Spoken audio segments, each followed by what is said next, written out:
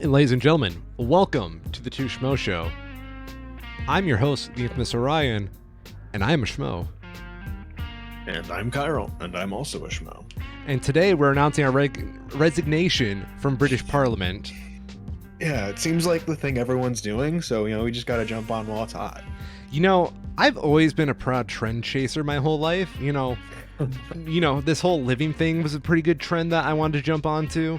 And then we have TikTok, because everybody knows I'm very famous on TikTok for following trends. And when I heard about this British Parliament challenge, I just had to jump on, man. Absolutely.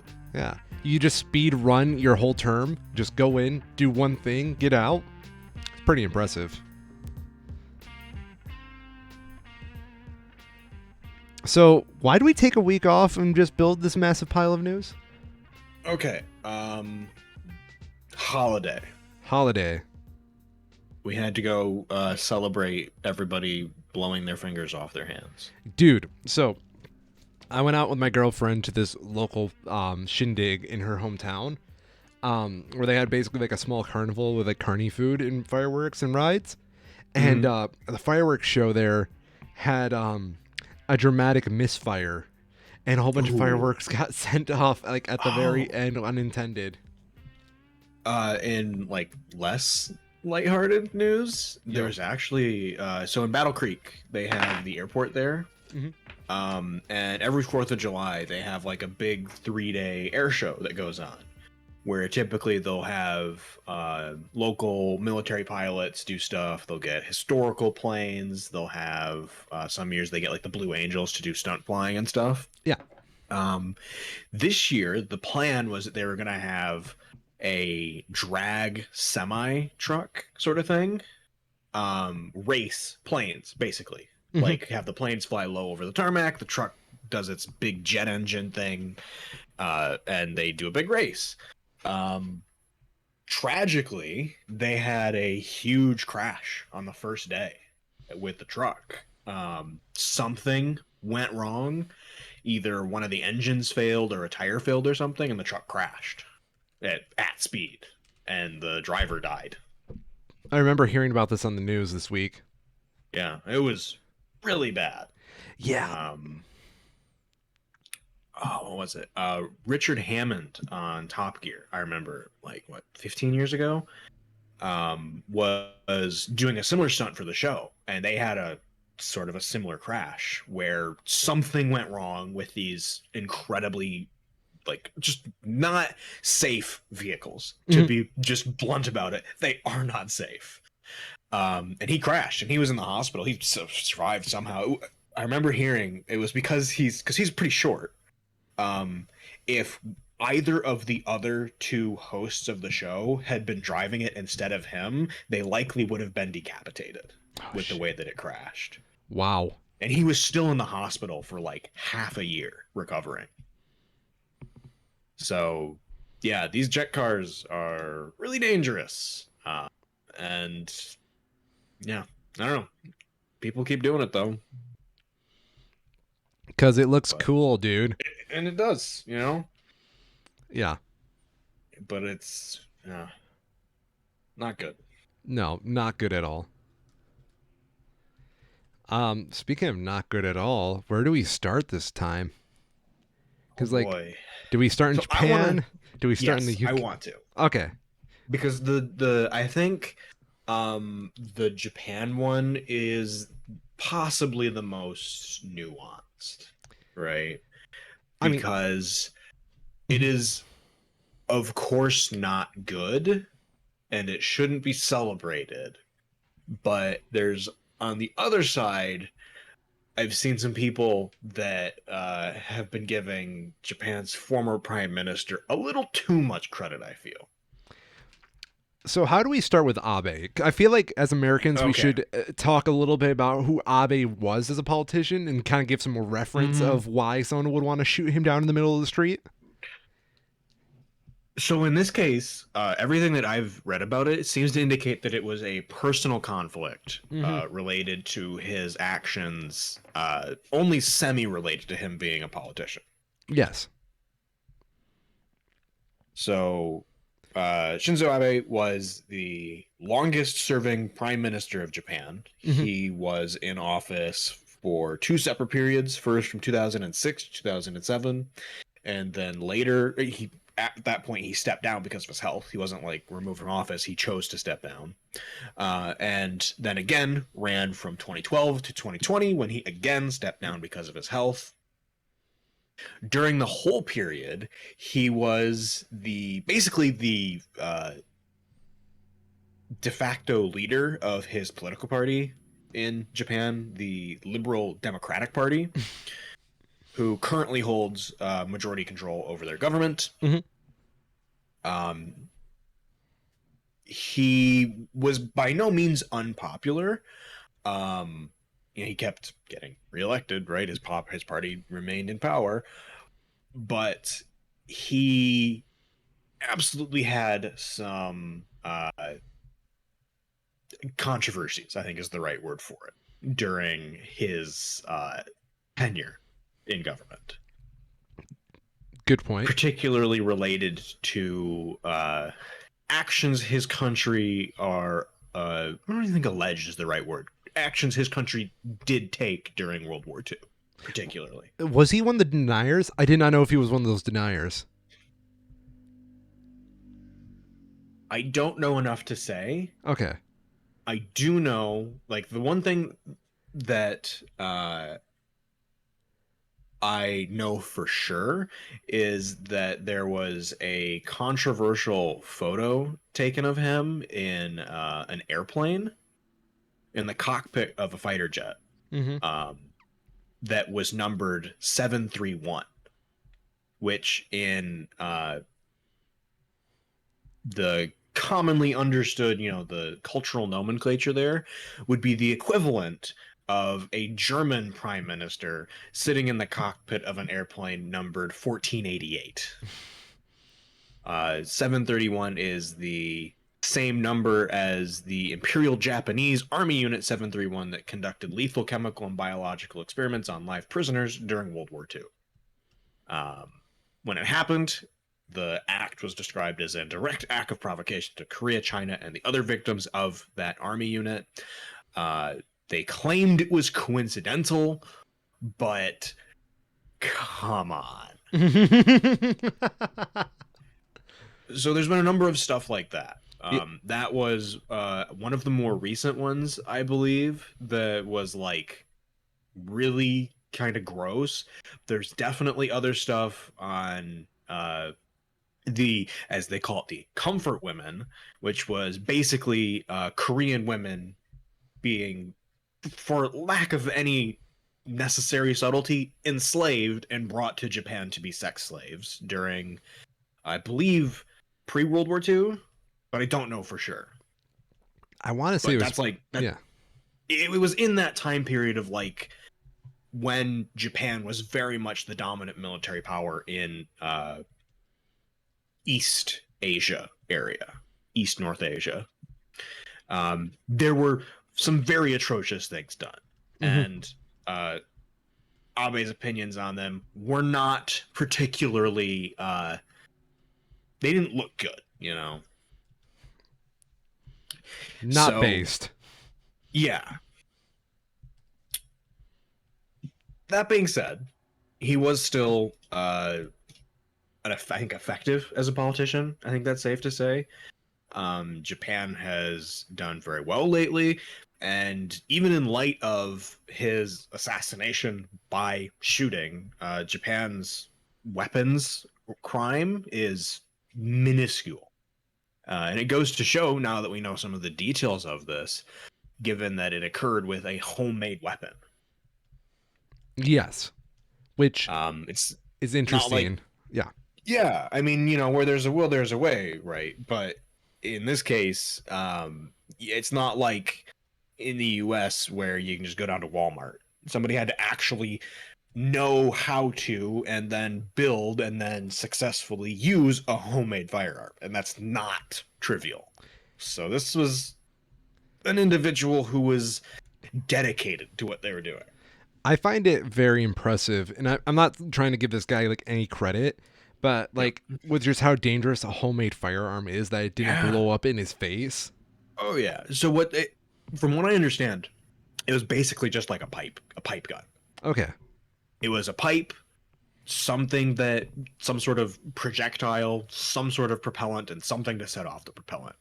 Very crude, not much more complicated than a blunderbuss sort of a thing. Mm. And you know, to even describe it as a shotgun is generous.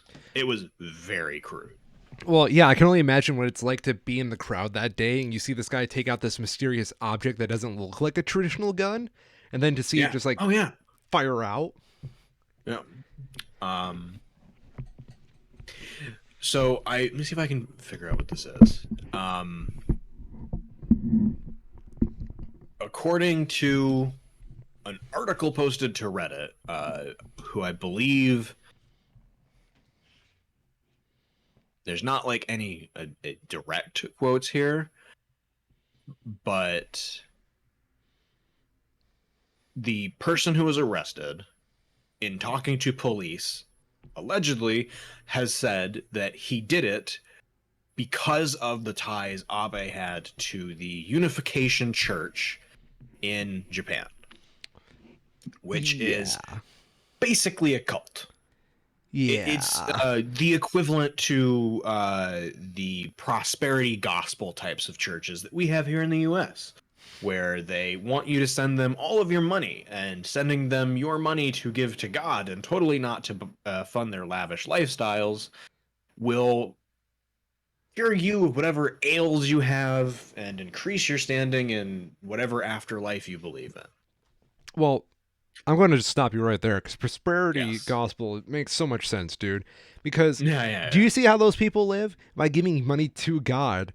Those priests who handle everybody's money are prospering quite well because they are ultimately the conduit to give all that money to God. You know, it's basic trickle down economics. You just trickle a little money down to God, and then you know, you see what I mean, man? It flows. In this case, according to the allegations here, the shooter did this because their mother basically bankrupted themselves giving to this church. Yeah. And in large part, this person blamed Abe for his connections to the church, as well as, I believe, promotion of it. Um, Abe did a keynote for them, giving a speech in late 2021 alongside who else but Donald Trump. No way. Yep. No. What was late 2021? Yep. This man just shows up in Japan of all places, not even the fucking president anymore.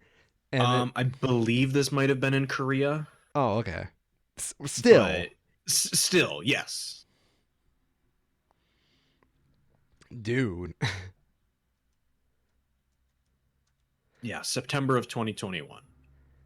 It always freaks me out when you see like American politicians in like these very niche sets of like other countries' things. Jesus. This was the event here. This Yeah. is great. Was the Think Tank 2022 Rally of Hope for the Realization of a Heavenly Unified Korea. Yeah, Go on. it's Are they just gonna very culty. are they just gonna buy North Korea back from God?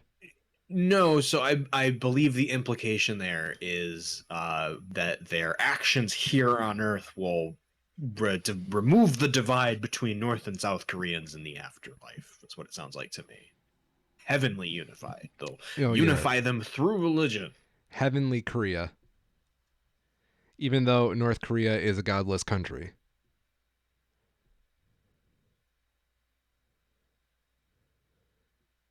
Oh yeah, that's what.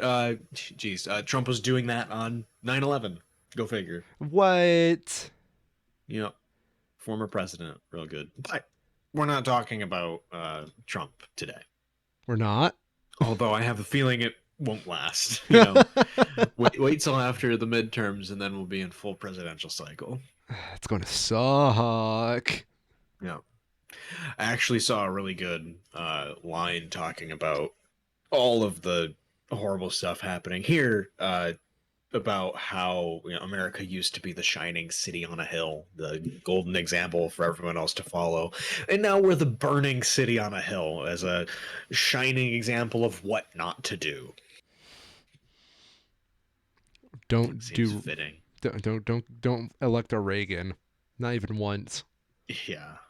Well, it's ironic because Reagan, massive piece of shit that he is, isn't really the cause of what we have so much currently, as much as his not being reelected emboldening and basically just enraging the Republican Party, as they g- saw a massive reduction in power from where they were under Reagan, Mm-hmm. which started all of the movements that have led to where we are today.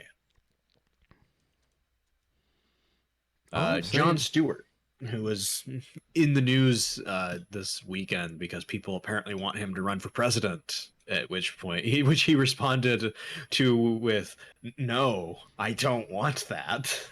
Um, Still does a lot of really good political commentary stuff.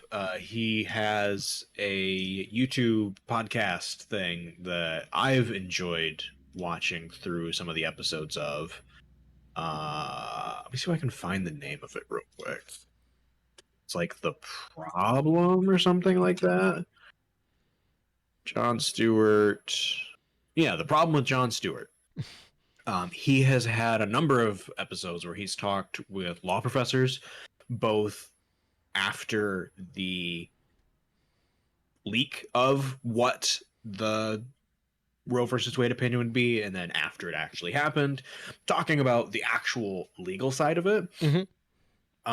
And one of the things that one of these lawyers brought up, which is very accurate and very important to keep in mind, is that this has very much been a 50-year effort by the Republican Party and the Federalist Society getting to where they are today, amassing power where they can, pushing the law to its boundaries, and then ultimately basically changing the law to be in their favor as they have it now. And that realistically, it'll be great if we can fix this overnight, but we probably won't be able to. And we're going to have to be prepared for an equally long and arduous fight in return in order to, get ourselves back on track. It can't be, we can't just try one thing, have it not work, and give up, right? Of course. But yeah, The Problem with Jon Stewart, I highly recommend it. It's really good just to see him doing stuff again.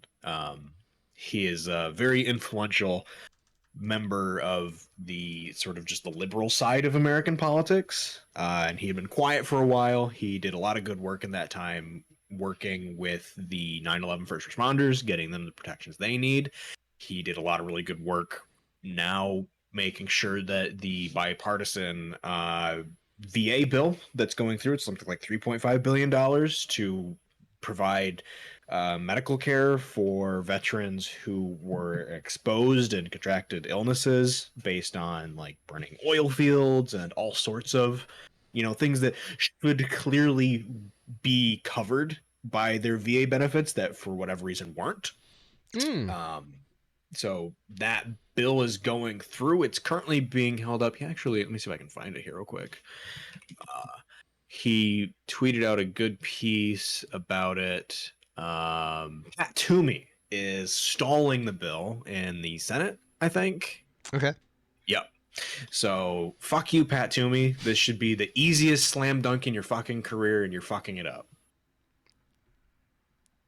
Well, what you need to think about, Kyril, is that Mm, do we really just want to give government handouts? yes. Yes, we do. No, the correction is no, we do not. Because if the government spends money, who's going to pay my paycheck, Kyril?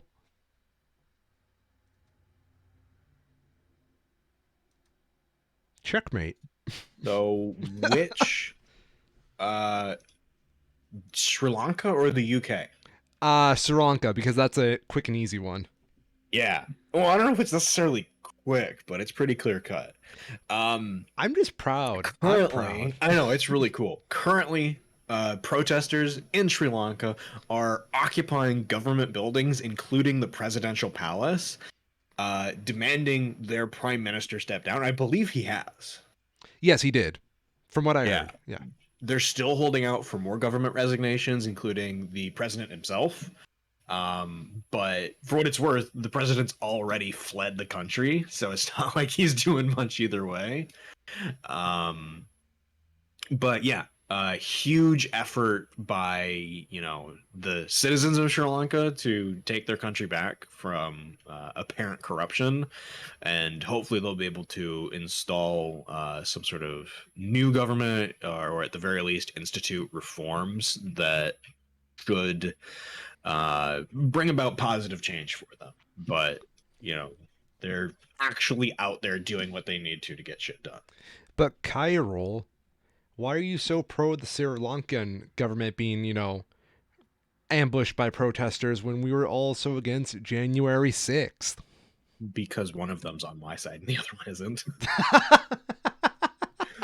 And to be fair, it's not like they've killed or even made any obvious statements that they want to kill someone. This is the difference between a group of people trying to subvert a democratic process and a group of people trying to take back their country after their democratic process has already been subverted. That's the major distinction, is which side of that coin are you on? Are you trying to overturn the results that your country has said, or are you trying to restore the country to what it actually says it wants? That's beautiful. Thank you so much for answering that way. That was great.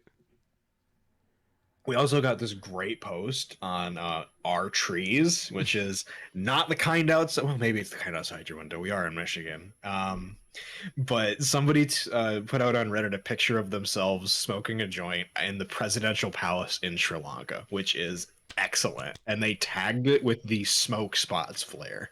I'm proud of him. It's great. Uh, so good job, Sri Lanka. President has announced he will resign on July 13th. Oh boy. 3 more days. Yeah. Yo, let's all So meet up at it's the like Sri Lanka a governmental Wednesday. smoke spot.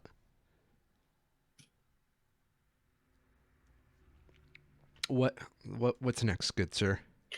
I was going to mention though that from what I was hearing, I'm not confirming it in this Al Jazeera article I have here, just skimming through it, but I did hear that it sounded like with the president fleeing the way that they did, it's very likely that they stole large amounts of money from their country in the process that they will not be getting back. It's similar to what happened in the Philippines when their dictator of the time was ousted. They I believe to this day are credited with having stolen the largest amount of money from any government ever, I think because they so. just took so much fucking stuff Yeah. with them when they left. Okay. Okay. Rip Bojo. Bojo. It's Boris been a long Johnson time coming. has officially announced his resignation as Prime Minister of the United Kingdom. But he is saying he will stay on as Prime Minister until the Conservative Party elects a new leader, which everyone dislikes. It's gone to the point now where people within his own party, as well as, of course, the other parties of the UK government, have said they're planning to hold another vote of no confidence if he doesn't step down and have someone as an interim leader come in basically immediately. Yeah. Appreciate. Mm-hmm. So, Boris Johnson. I don't feel like we've talked enough about him on the show, and that's probably because we're not limey bastards, but Yep. this is just kind of blowing my mind that he's not resigning, but he's resigning. You know what I mean? Like that he put in the bare minimum effort. Yep. Yeah. So I wish we could get like an actual British person on the show just to kind of emphasize just how crazy the Boris Johnson years have been, because Brexit. Yeah, well, that was his sort of one of his major claims to his political fame was spearheading Brexit in general. Yeah.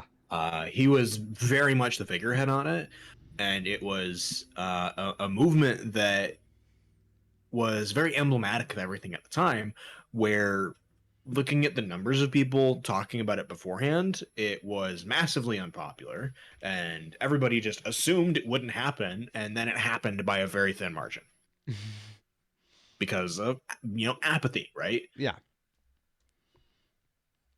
It was one of those things where everybody assumed it was too stupid to happen, and then it happened. Yeah. Yeah. Yep. Um,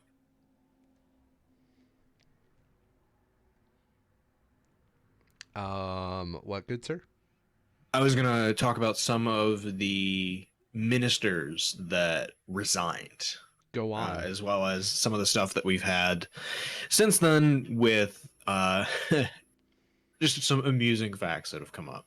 Um, I'm trying to find an actual number though, because the ones that I have are probably not quite up to date now. I heard for sure at least 37 of his MPs resigned from their positions.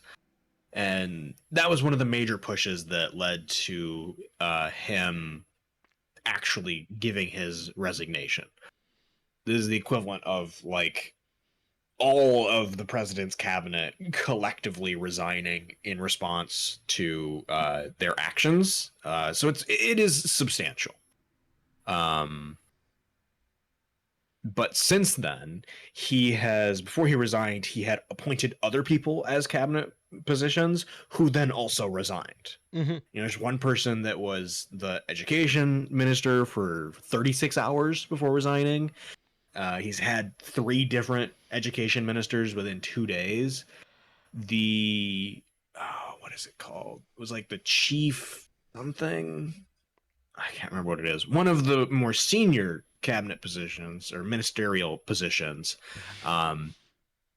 Less than 24 hours after their appointment to it, put out a statement on Twitter, basically also calling for him to resign. So it's massively unpopular for him to stay in this position. And I'm trying to get the actual numbers here on the cause. I roughly understand it, but it's UK politics, so I wasn't following it that closely. Mm-hmm. And this BBC article is atrocious. Can't believe you're saying that about the BBC with their own country's politics. Oh my god, BBC's really gone downhill lately. It really has. It's frustrating. I feel like a certain level of betrayal from this. Mm-hmm. Because, like, they. I don't have to preach anything to you because we've been using them for this show for so long. Mm-hmm. They're still pretty good with international stories, but local stuff, they have clearly started to fail. I think because they realize their market is the international stories. So this is an article from Sky News. Still not totally up to date, but it's from the 7th that they had more than 50 resignations in total, as well as huge numbers of people who didn't resign from their positions in government, but were also asking for him to step down. Mm. Here we go. So the mass resignations began on Tuesday after Downing Street admitted that the Prime Minister knew about allegations of inappropriate behavior against disgraced former Deputy Chief Whip Chris Pincher in 2019, but still appointed him this past February to a new position. Nice.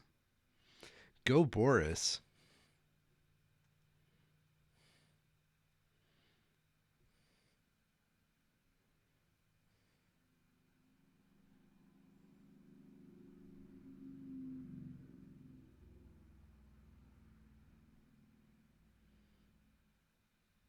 How's your research going? Mr. Pincher quit the role last week after he was accused of drunkenly groping 2 men at a private members club in London Wednesday. Ooh. Nice.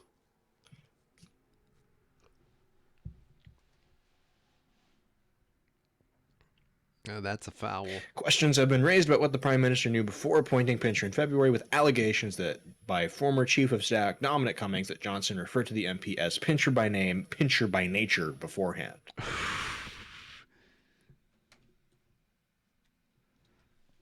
Johnson has said, and I believe he hasn't said anything to the contrary yet, that he was not aware of any specific allegations being looked at, and in the absence of formal complaint, it was not deemed appropriate to stop an appointment on the basis of unsubstantiated allegations.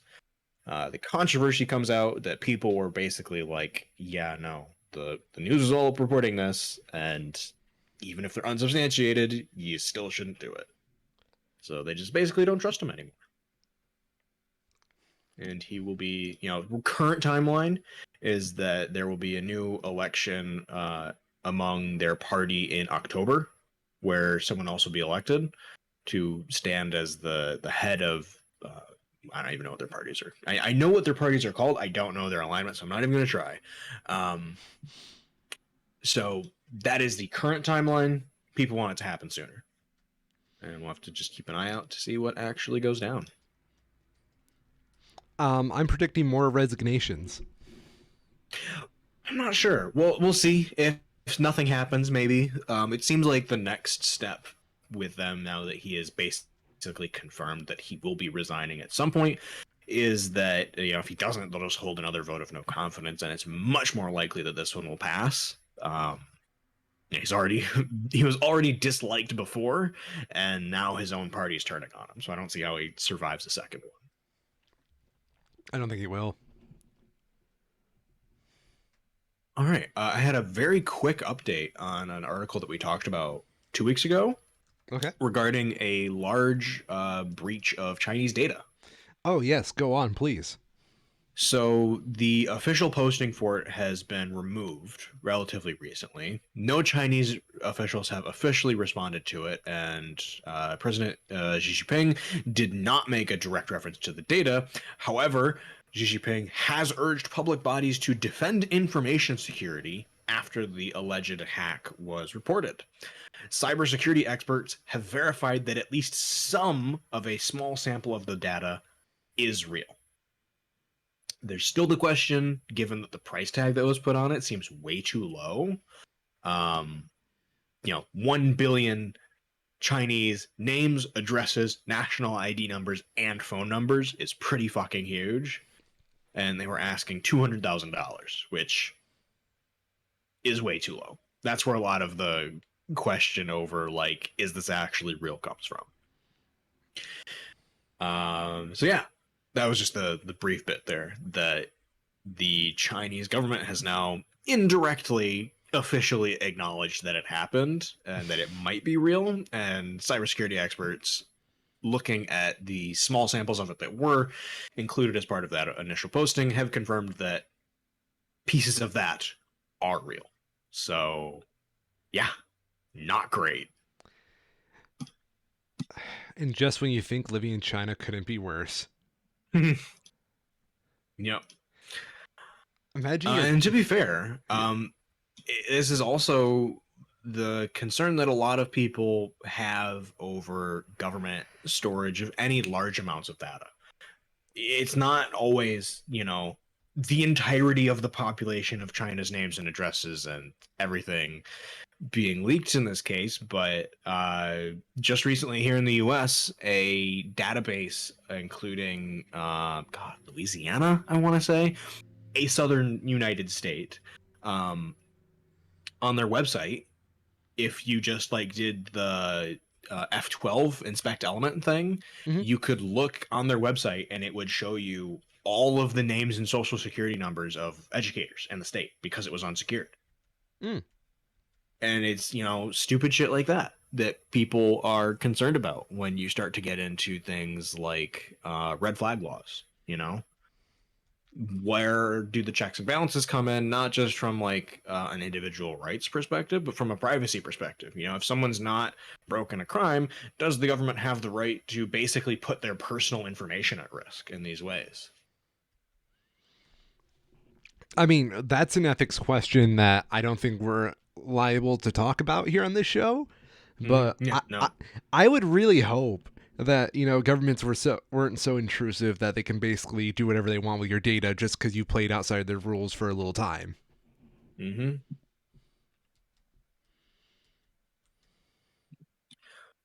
We also got a massive leak of files regarding emails and other files, predominantly emails, from Uber between 2013 and 2017.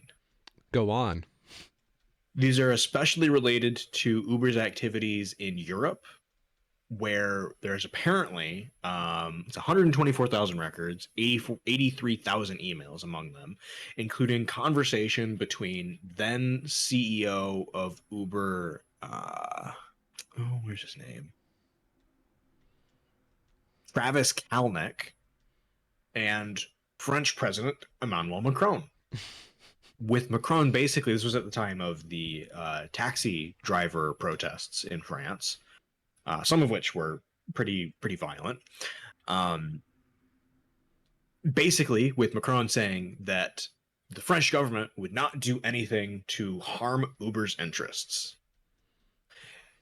As well, in the emails and records that were released to The Guardian and then distributed to a number of other news websites, they detail some of Uber's lobbying activities, including $90 million per year spent, and public relations efforts that were being used to recruit friendly politicians to help disrupt Europe's taxi industry. Among them, the former EU Digital Commissioner Neelie Kroes, who was in talks with Uber before her term ended, and then secretly lobbied for the firm in potential breach of EU ethics rules. Travis Kalanick was forced out of Uber in 2017 after shareholders were tired of his shit.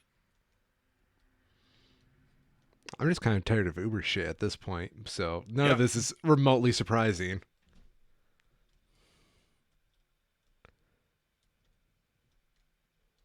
Had a couple other pieces. Where? Have I ever told you about like the fucked up rates of Ubers in Grand Rapids? Oh, I'm sure it's awful. That's one of the things that really frustrates me, is because like you used to be able to get a cab relatively affordably. Yeah. And you can't necessarily now. So because it's all Uber and Lyft and that kind of bullshit. Grand Rapids has never had a taxi service as far as I know. So Uber has always been pretty prominent up here since it was introduced. Fucking my mom goes to a concert, right? Mm-hmm. Is out at 2 a.m. in the morning with some friends drinking at the bar. Bar closes. Guess how much Uber rates go up because there's not even any formation of a taxi service once all the bars close downtown. Oh, I'm sure it's like at least double. $75, she said. Jeez. Yeah. That's crazy. She literally... I remember distinctly, you could get a cab in like Chicago. Yeah. And you can get like pretty much anywhere downtown for under $20. Mm-hmm. Even if you go with inflation and you like double that, you're still nowhere near the rate some of these Ubers charge. Dude, this was before inflation really got that bad here in this country, so you can't even blame that. This was like so bad that my mom like blew up my phone in the middle of the fucking night to make me go drive downtown GR to go pick her up. Which I don't blame her.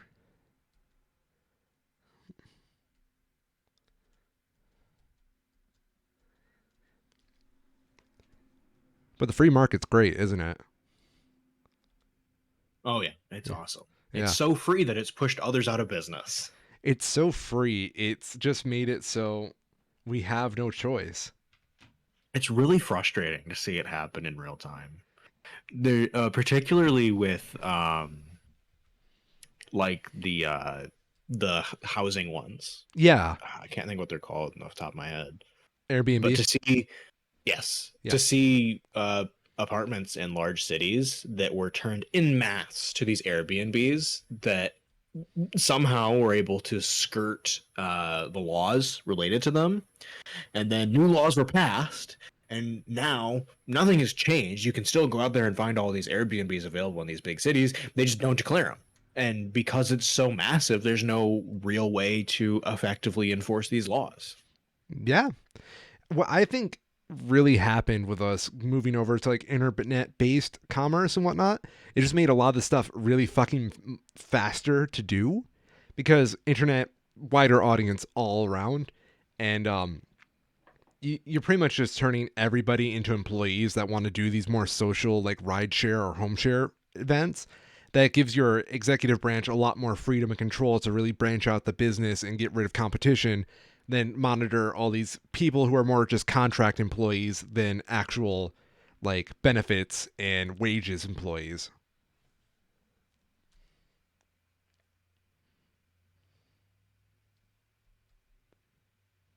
Hmm. Which I don't know. Have you ever heard like some of the creepy stuff with Airbnbs? Oh yeah, for sure. I've Yeah. seen like stuff. I don't know how accurate it is, or maybe it's. I'm sure there's room for it to have been dramatized or just faked entirely. But I've definitely seen people claim that like cameras were put up in the Airbnbs while they Mhm. were staying there. So my thing is, I'm actually renting out an Airbnb in about a month from now. So I've Hmm. been like trying to read all the common things that go wrong with Airbnbs just to keep myself safe. Um, that's gonna be fun. I have faith because like the couple that we're renting from, seem very lovely and very nice older people, and they don't seem like they're exactly out there for business. So just hoping and praying. Yeah. Hey, didn't Biden actually do something for once? Yeah, I'm trying to find that, but I'm not actually. I saw that that popped up on Twitter. Yeah, I don't know what all it actually does. I remember I was talking to my mom about it because we joke that Biden doesn't do anything. Um, Right. Yeah. he just sits in the White House and just monitors everything. Um, and eats, chocolate chip ice cream. Um, let me see if I can find it. So this is what he has on Twitter. Today I signed an executive order to protect the reproductive rights of women in the aftermath of the Supreme Court's extreme decision to overturn Roe v. Wade. It formalizes the actions I announced right after the decision and will add new measures to protect women's health. So, executive order to protect reproductive health care. This is just bullet points. Safeguarding access to reproductive health care services, including abortion and contraception. Protecting the privacy of patients and their access to accurate information. Promoting the safety and security of patients, providers, and clinics. And coordinating the implementation of federal efforts to protect reproductive rights and access to health care. How that's actually happening, I do not know. Yeah, I wish the articles like explained the actual plan behind it, because otherwise it's just a whole bunch of fancy words that have no plan behind it. Let me see if I can find some stuff here. Vox, sure. What do you got? Okay. I'm just gonna skim through this. So, focus on a few key issues. Protecting medication abortion access. Biden is calling on the Department of Health and Human Services to continue to identify ways to preserve access to medication abortion, which the administration has made more available during the pandemic. Last year, the FDA approved changes that enabled people to receive a prescription via telemedicine and get abortion medicine through the mail. More recently, the Department of Health and Human Services has also emphasized that federal programs are required to provide medication abortion in cases of rape, incest, and when a woman's health is in risk. Guaranteeing emergency care. The administration is considering updating guidance for providers and hospitals under the Emergency Medical Treatment and Labor Act, which requires that patients experiencing a medical emergency are provided stabilizing treatment. This is important because it could provide vital clarification for providers working in states where there are abortion bans who may be worried about legal ramifications as they are offering medical care. Strengthening contraceptive access. The White House is directing HHS to protect access to contraception, including emergency contraceptions and IUDs, as some Republican state lawmakers eye restrictions on birth control. Last week, the agency announced plans to spend $3 million in additional funding to different providers to build out family planning services. It has also held a meeting with insurance companies about coverage for contraception, which is required by most insurers by the Affordable Care Act. Providing more resources and information. The White House is committed to offering more information to people about abortion access in different states, a chief demand of activists. Already, the administration has set up a website called reproductiverights.gov, though there has been a push for the site to become more robust. Protect patient data. Concerns have grown in recent weeks that state prosecutors could use things like period tracking apps and internet search data to try to go after people who pursue abortions. The executive order asks the FTC, the Federal Trade Commission, an independent agency, to weigh efforts that could shield how this data is used. HHS has also released a guide on how to secure personal data when using mobile apps and is in the process of determining if there are other means of making patients' reproductive health data more secure. And protecting security of clinics. The White House said it is focusing on protecting abortion clinics, which have been the site of anti-abortion demonstrations and faced violent threats. The executive order did not specify exactly what those protections would entail.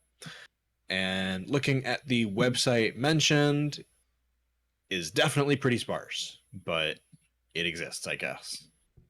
He did something, Kyril. This is Yep. the most we've seen in 2 years. Which I'm almost certain he did it just for, the midterms. Yeah, I don't know. It was clearly in response to the Supreme Court's decision. Of course. But yeah, it is certainly better than nothing. Yeah, I mean, it doesn't fix it, but, it's a band aid.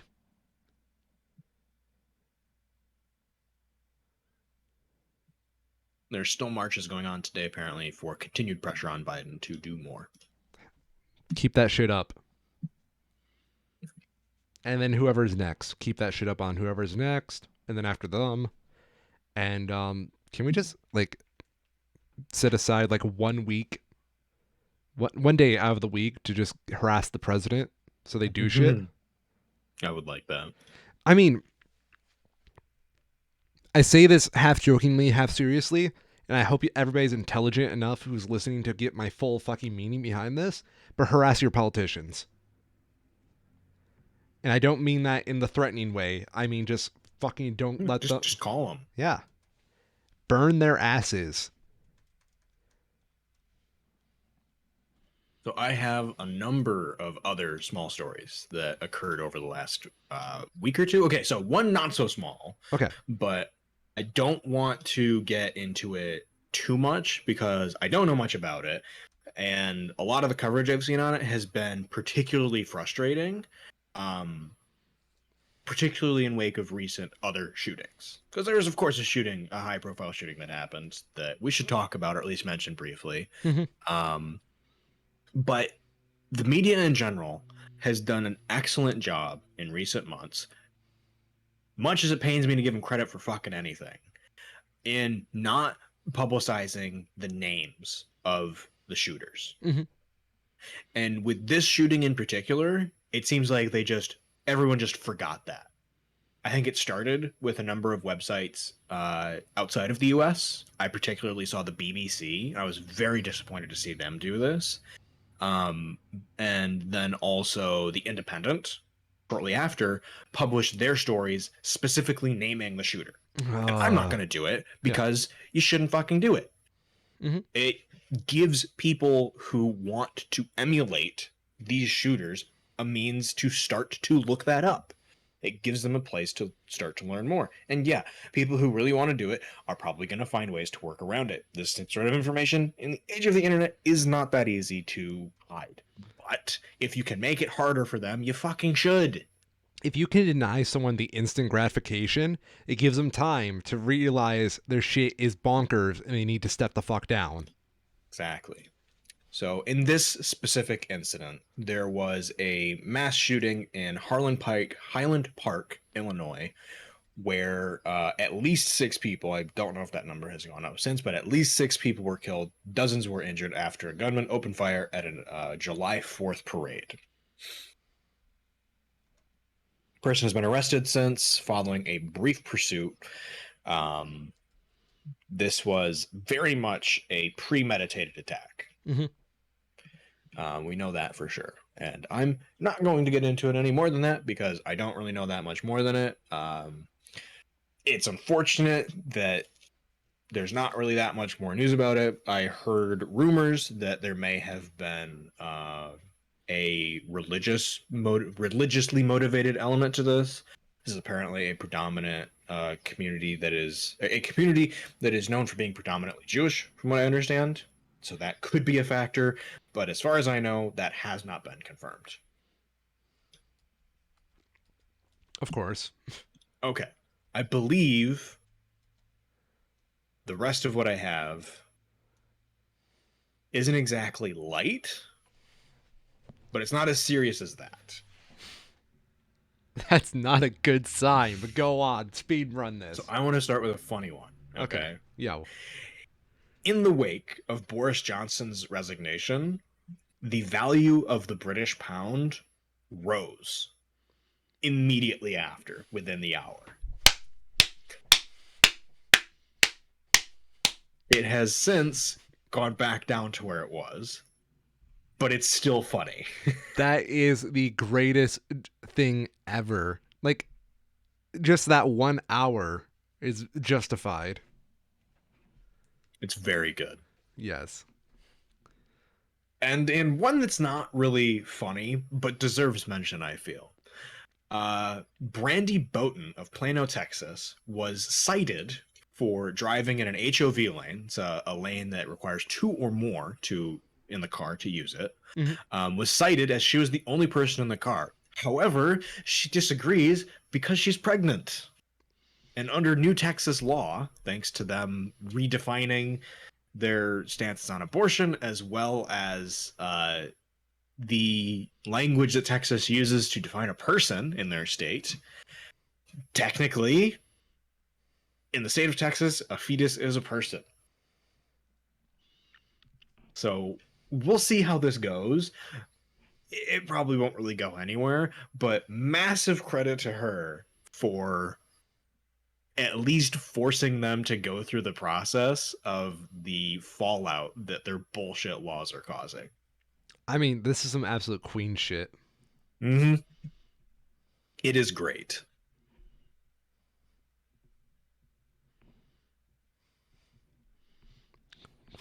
Um, did you hear about that Florida synagogue that is like suing for abortion rights because it's going against their religious Mm. beliefs? Yes, I'm not necessarily that one in particular, but I've definitely heard the seemingly perfectly valid argument that the people who are doing that are making, and huge credit to them for standing up for it as they should. Well, what you don't know, Kyrol, is that we're actually a Christian nation. So, Yeah, God. we'll see how it goes. There's it's not just the Jewish religion. There's a number of religions that people practice within the United States that are very clear on their belief that their members should have the right to an abortion. Yes. Um, yeah, given on that alone, these laws, even if the Supreme Court wants to overturn Roe versus Wade, there should become some new precedent that is very clear as it relates to these religious institutions trying to protect their own religious rights. Mm-hmm. Okay, I have two pieces about California here that are interesting. Um, Oh my so God. California Governor Newsom announced that they will be making their own insulin. Why am I clapping so much today? I never clap on this show. I What know. the fuck There is is wrong? good news. Newsom announced on Thursday a plan to allocate $100 million in state funding to have the state make its own insulin, saying nothing epitomizes market failure more than the cost of insulin. Many Americans experience out-of-pocket costs anywhere from $300 to $500 per month for this life-saving drug. Half of the funding will be going towards developing low-cost insulin products, and the other half spent on California-based insulin manufacturing facilities, with the hopes creating new, high-paying jobs and a more robust supply chain in California. Why can't we just do this? Like, what is Right. stopping us? This is so stupidly simple. Yep. You'd think, right? Like, Okay. The other one was kind of tied. It's, under the same, news banner. California has announced that they'll become the first state to provide free healthcare to low-income immigrants, including those living in the country illegally. interesting. Mm-hmm. So, This will like, provide coverage for an additional estimated 764,000 people at an eventual cost of, it's anticipated to be 2.7 billion a year. It's part of the 307.9 billion operating budget that Newsom is expected to sign into law on Thursday. Pledges to make low-income adults eligible for the state's Medicaid program by 2024, regardless of their immigration status. so interesting. So they're doing it out of Medicaid. They are, yes. That's interesting. I'm interested to see how this goes. So we'll see how it goes. Yeah.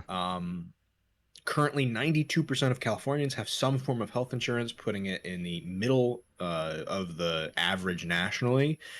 Once this change is fully implemented, as adults living in the country illegally make up one of the largest groups of people without insurance in the state. This will represent the biggest expansion of coverage in the nation since the start of the Affordable Care Act in 2014. In California, this is Anthony Wright, Executive Director of Health Access California, a statewide consumer healthcare advocacy group. In California, we recognize that everybody benefits when everyone is covered, which is true. Yeah. I mean, I don't believe I need to explain or elaborate on why people being healthy is good for like communities. Yep. Yeah. Wow. Go California. So, a couple of good things there for sure. And that was one of the things that I saw as a criticism of this was people being like, "Oh, why are they covering immigrants before their own people?" When that's the intersection there basically doesn't exist. 92% of their population has insurance. 7% of their population is illegal immigrants that, by the current law, cannot get Medicare. Or Medicaid, sorry. Yeah. So that leaves, at most, this 1% sliver that is both not currently insured and is not eligible for Medicaid in general to get their insurance for that. It's a very thin number of people that makes that argument basically non-existent when you look at the actual numbers. I'm very curious on who occupies that little sliver of insurance as well, but I'm not California. I would imagine it is predominantly either people who are too old. No, but you see, if you're old enough, you get Medicaid, Yeah. right? If you're young enough, you get Medicaid. So it has to be the sliver of people that are currently not employed, recently enough that they don't qualify for unemployment benefits, or long enough that they don't qualify for unemployment benefits, that are not a minor and are under the retirement age. It's a huge number of factors that have to add up for you to not fall under one of a number of categories that you could get insurance through. Even then, like, because of those large factors, you kind of have to think that it only takes one of those things kind of getting adjusted to get you back on insurance. Right, yeah. If you get a job, chances are you'll either get insurance or qualify for Medicaid, right? Yeah. If you are continuing to receive unemployment benefits, you should also qualify for Medicaid. Smart. Okay. Yeah. We have to go to Arizona now for some real bullshit that I'm scared. In any other decade would immediately, there'd be no question that this is a bullshit unconstitutional law. With the current Supreme Court, though, who fucking knows? I'm scared. On July 6th, Arizona Governor Doug Ducey signed a law into bill that makes it illegal to record law enforcement within 8 feet. I remember this. Yes. What the fuck? Under the new law, if a misdemeanor, it is a misdemeanor if someone continues to record after being given a verbal warning by police to stop. So the exceptions for it include if the person being recorded, or if the person recording is the one being questioned by police. This should be blatantly unconstitutional, right? Well, yeah. It makes it so if you are recording anything and a cop walks up to you and tells you to stop without any cause and you refuse, you have committed a misdemeanor. That is how broadly this law is written. And that is on its face wrong. And it's infuriating. I'd argue this goes against your First Amendment rights. It does. It absolutely, it should. Yeah. That is the like obvious issue that this brings up. And it should be thrown out solely on that. I'm sure it probably violates other constitutional rights, but that is the obvious one. Yeah. Because there's like no framing this that isn't saying, that isn't silencing your right to freedom of speech. This recording is your speech. God, that scares me. Like that cannot be allowed. If that cannot be allowed, because I can only imagine what it's going to fucking do to like fucking Florida and Texas, where they're already unhinging at the seams. Yep. And now you can't record it. Exactly. God. All right. I got two more here. Okay, go on. So, the Florida Teachers Union, which is the largest teachers union in the U.S., I assume this is, currently has 9,000 staff vacancies. One county alone, Duval Public Schools, has over 500 alone. Part of this, there's a number of reasons, right? Quality for being a teacher has been on the decline for decades. I know this was something that was starting to come into more of the popular discussion back when I was still in high school, when we were in high school, right? Yeah. Which is rapidly approaching 10 years ago. Let's not talk about that. Even then, conditions and pay and benefits were atrocious. Teachers were undersupported, underpaid, and underrepresented. And it has not only has it not gotten better since, in many places, it has gotten worse. Add on to that in places like Florida with their... say gay bill. Yes, that one, which is, goes beyond that, right? Yeah. If you're a teacher, it becomes less and less appealing for you to get treated like shit at your job in the first place, and then also now be at risk of breaking the law by just trying to do your job. I really hate that we're politicizing education like this, because a good education gets into politics. You as a citizen need to learn your politics when you're young, when you're impressionable, so that you can be trusted to make good decisions when you've actually amassed some life experience to that bullshit. Yep. Absolutely. Yeah. The other one is the Stop Woke Act, which is not only a very obvious overreach of their government, but incredibly cringy. So I've been wanting to do this thing lately where I start an nonprofit called The Left, or The Woke, or Cancel Culture, just so that when people are like saying this kind of shit, I can just be like, oh, so you don't like my nonprofit? And then just like, I want it to be like the best nonprofit of all time, just to piss people off with those like attention grabbing headlines. Did you see? I don't know. I believe this was something to do with The Boys season ending, but I don't know for sure because I don't watch it. Yeah. But there's been a piece going around on Twitter about there's a clip with some guy talking about woke moralists.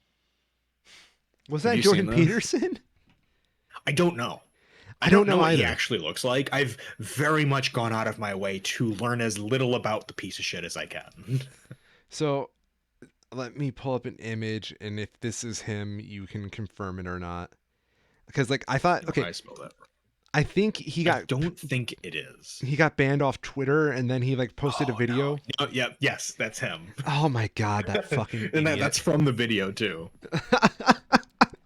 Let me I'll send you this. It's great. It's amazing. This is all over Elliot Page. He got banned for harassing Elliot Page, right? Yeah. Yeah. Obvious violations. Yeah. It's amazing. What he talks. I this is a comparison I saw that it's just clicked. He talks like the villains in the Red Alert games. I've never played Red Alert. Do you know the one infamous clip? All your base belong to us. No, no, no, no. The going to the one place yet to be ruined by capitalism. Oh my god. I'll pull it up. It's amazing. People were quote tweeting about it. This guy used to be a respected like psychology professor too, which bothers me. I know. Like, It's really conflicting. I've seen some people talk about like his earlier stuff yeah, when he was not as unhinged because he was an actual psychology professor. yeah. I argue This is the Red Alert one. It's amazing. so. I had this fascination with like all these right wing like internet personalities for a time, where I was trying to find the appeal in this, because like I didn't understand why people were So, going after like supporting all these guys who were being very controversial and whatnot. So like started their early content just to kind of get an idea. And I will say they used to be somewhat respectable. And then like the politics came up too much and they were just realizing the sensationalist bullshit was like attracting more people. And yep. that's where you get super unhinged like this. I think they just drink their own Kool-Aid too much. Oh yeah. Well, with the way the lunatics on their side of it have gone, they have to just keep continually doubling down on this bullshit, Yeah. or they get called out by their competitors, basically, right? I mean, yeah, I mean, let's face it, Alex Jones is so far down the tunnel that he will take anybody else down there with him. Yep. It isn't so much as about being a person anymore as much as it's propping up someone's view of life.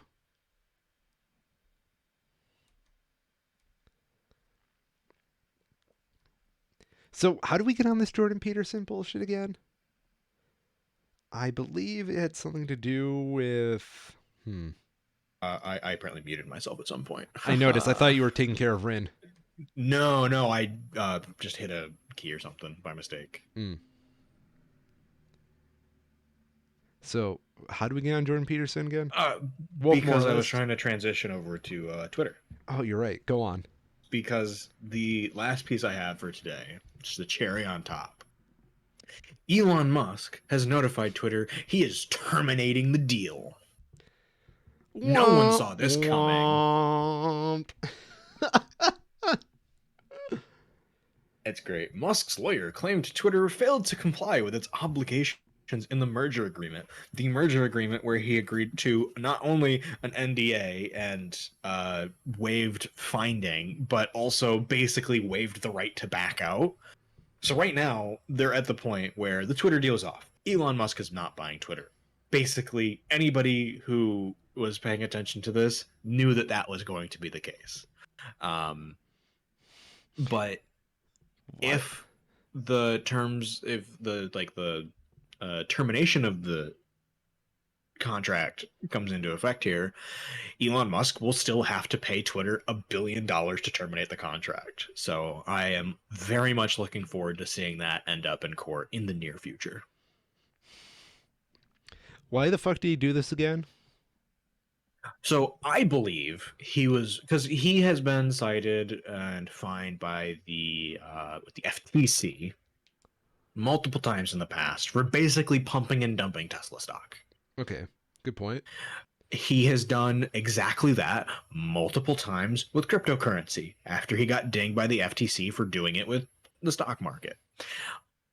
My thought, the only thing that makes sense to me is that he tried to do the same thing with Twitter as well. By he illegally bought something like 11% of their stock without disclosing it, and then he made statements about it, which was, I think, currently is under investigation still to figure out if there's actually any recourse that's going to happen for that. He'll probably just get fined or something. Who fucking cares? But then with this Twitter deal, I strongly believe that he started to do it to try and, just pump and dump stock, make some money off of it, and then he got his ego wrapped up into it. And he's just tired of, probably in his perspective, being bullied by Twitter and, being bullied by their terms of service. And the left. And yeah, there's a lot of his tweets that he's put out that have been increasingly unhinged as of late. Um, so it really just seemed to me like he just kept doubling down because he's him. Um, and this is the only option that he has left. So the chair of Twitter's board, Brett Taylor, said that the company is still planning to close the deal with the agreed upon price and is going to be pursuing legal action to enforce the agreement. So, you know, we'll see how it goes. I'll be shocked if that happens, just because I don't think Elon Musk can really afford it at this point. It would be a huge financial hit for him, with his own stock prices continuing to fall. But this feels like the only option he has left is to try and make up an argument to back out of the shitty deal he agreed to.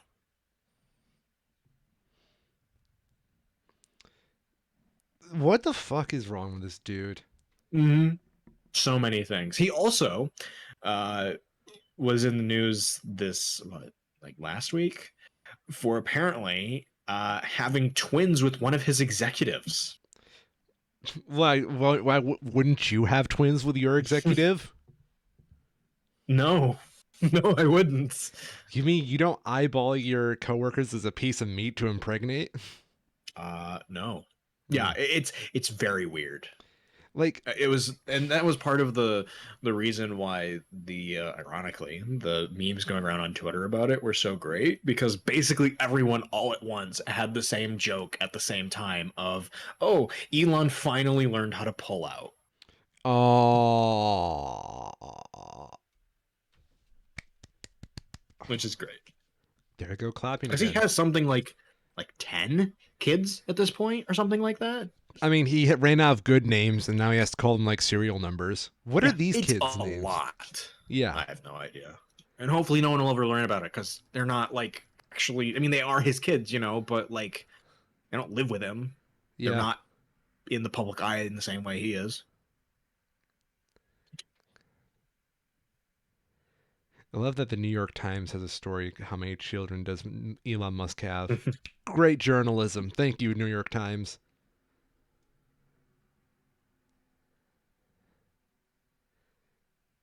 Yeah, he does have 10 children, according to this article. What the fuck? Yeah, Elon. he's racking them up. That's all I have for, real news. Darn. So in fake news, let's talk movies. Oh, yeah. I saw Space Viking 4, Space Viking Boogaloo.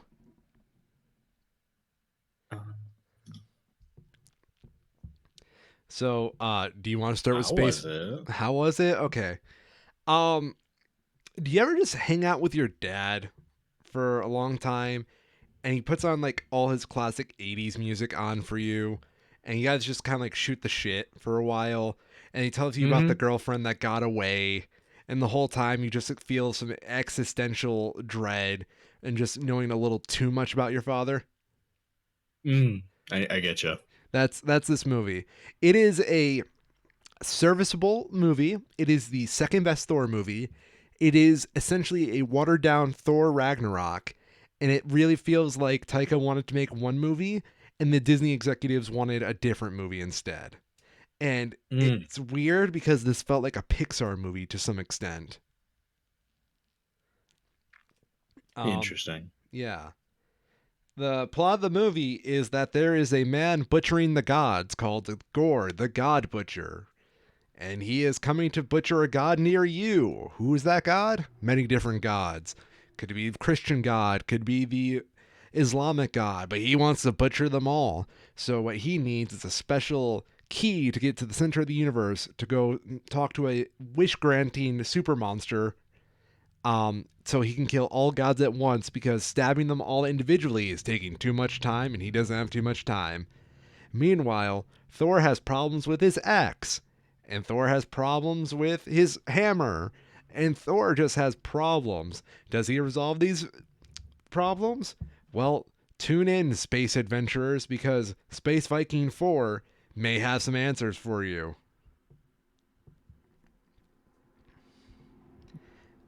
Overall, it is a very pleasant movie.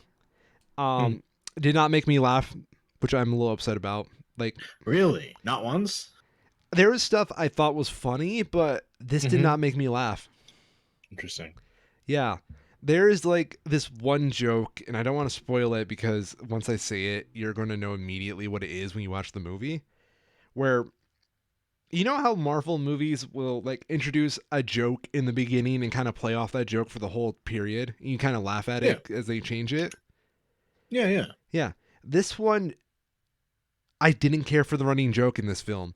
And because it's like it's funny once, but then when you realize this joke is going to be staying with you, it gets a little annoying because there's no other way to like develop the joke other than Mm, this is the joke.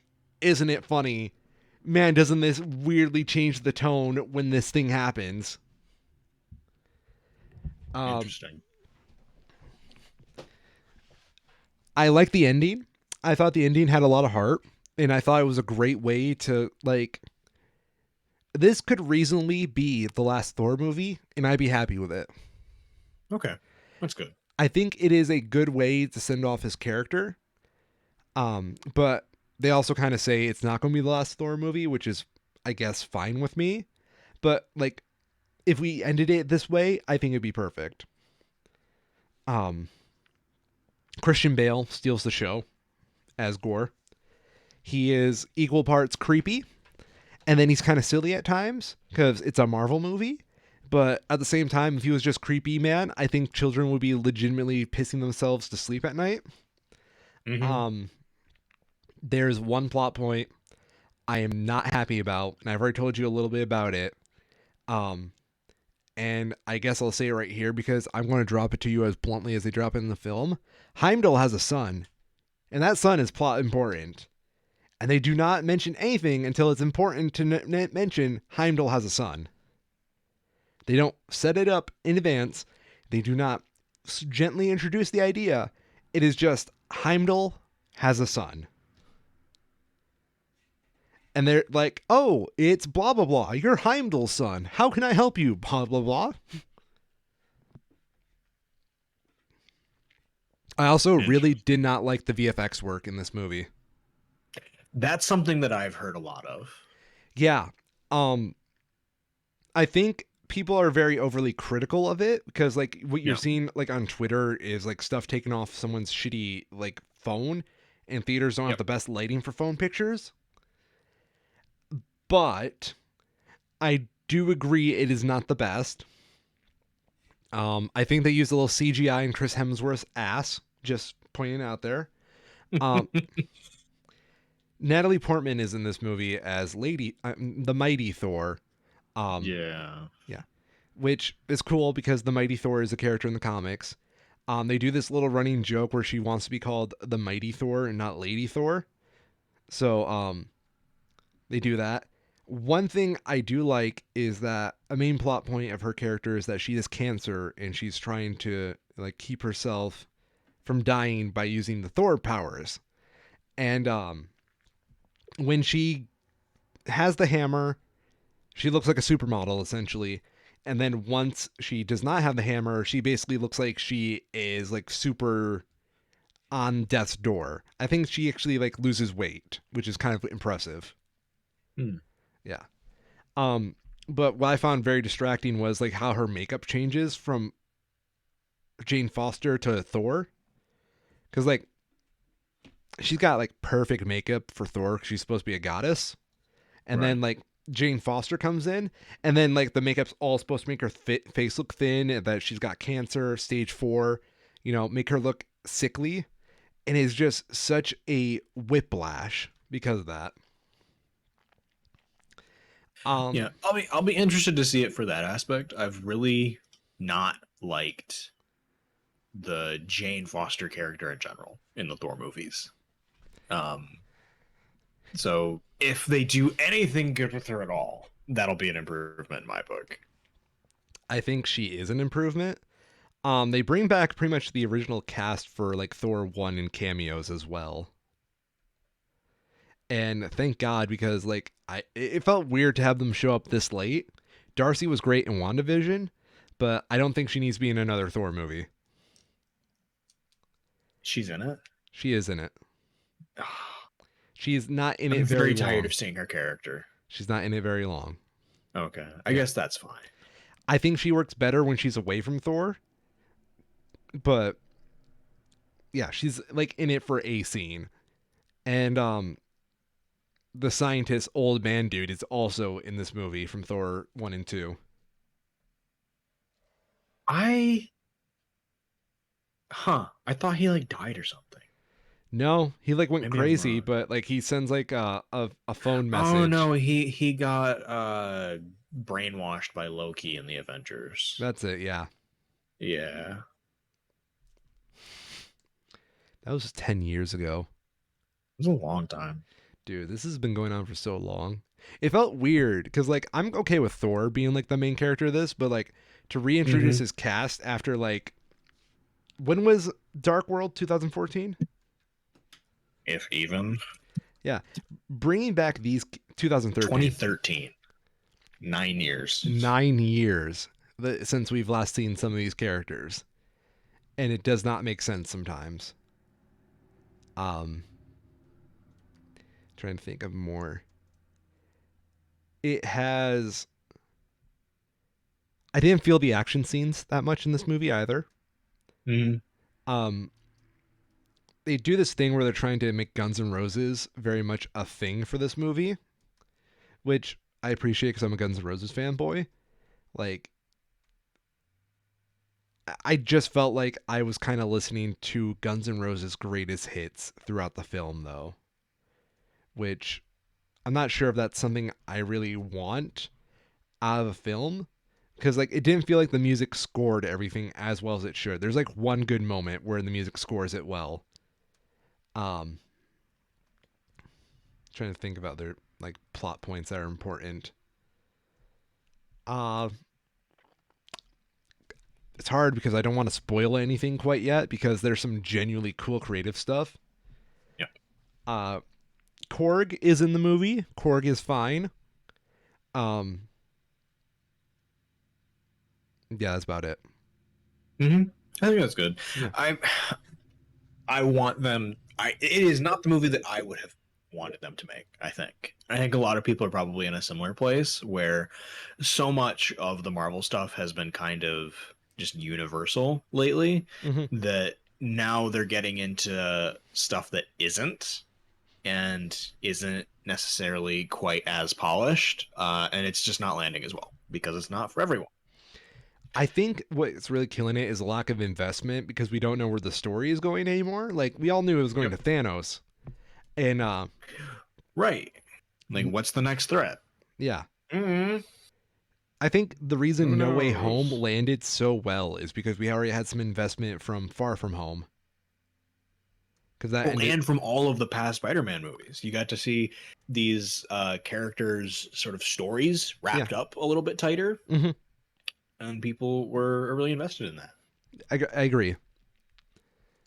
Um, I think the weirdest thing about Multiverse of Madness, now that I've watched another Marvel movie after it, as much as I liked Multiverse of Madness, it feels like an extended episode of Marvel What If. Yep. Yeah. I haven't rewatched it yet, but I have the feeling that I'm gonna enjoy it less on the rewatch. So I'm trying to think of like things I'm gonna enjoy rewatching with some of these movies. No Way Home is like the only one I feel confident I'm gonna watch beginning to end and feel still satisfied with. Mm-hmm. Yep. When it comes to everything else, though, I'm not so sure. Shang-Chi, Yep. I might enjoy a little bit more on the second watch. Doctor Strange 2, I think I'm going to only like the first act on another rewatch. This, um, I'm not sure what I'm going to enjoy another rewatch knowing what happens. Mm-hmm. Actually, there's a trippy like special effects scene halfway through that they obviously put most of their budget into. That one's fine.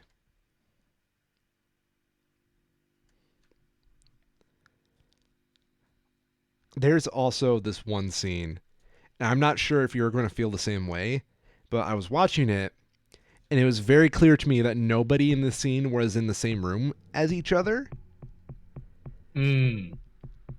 And it, It's just sort of stitched together. yeah, just the editing Yeah. makes it look very stitched together. And I'm pretty sure it may have been shot when like COVID was still going strong, which I'm fine with. But it's like the CGI does not glue everything together as you would think it would. Yeah. And that's an interesting thing because I know that that's something that film studios have been doing for a very long time. Mm-hmm.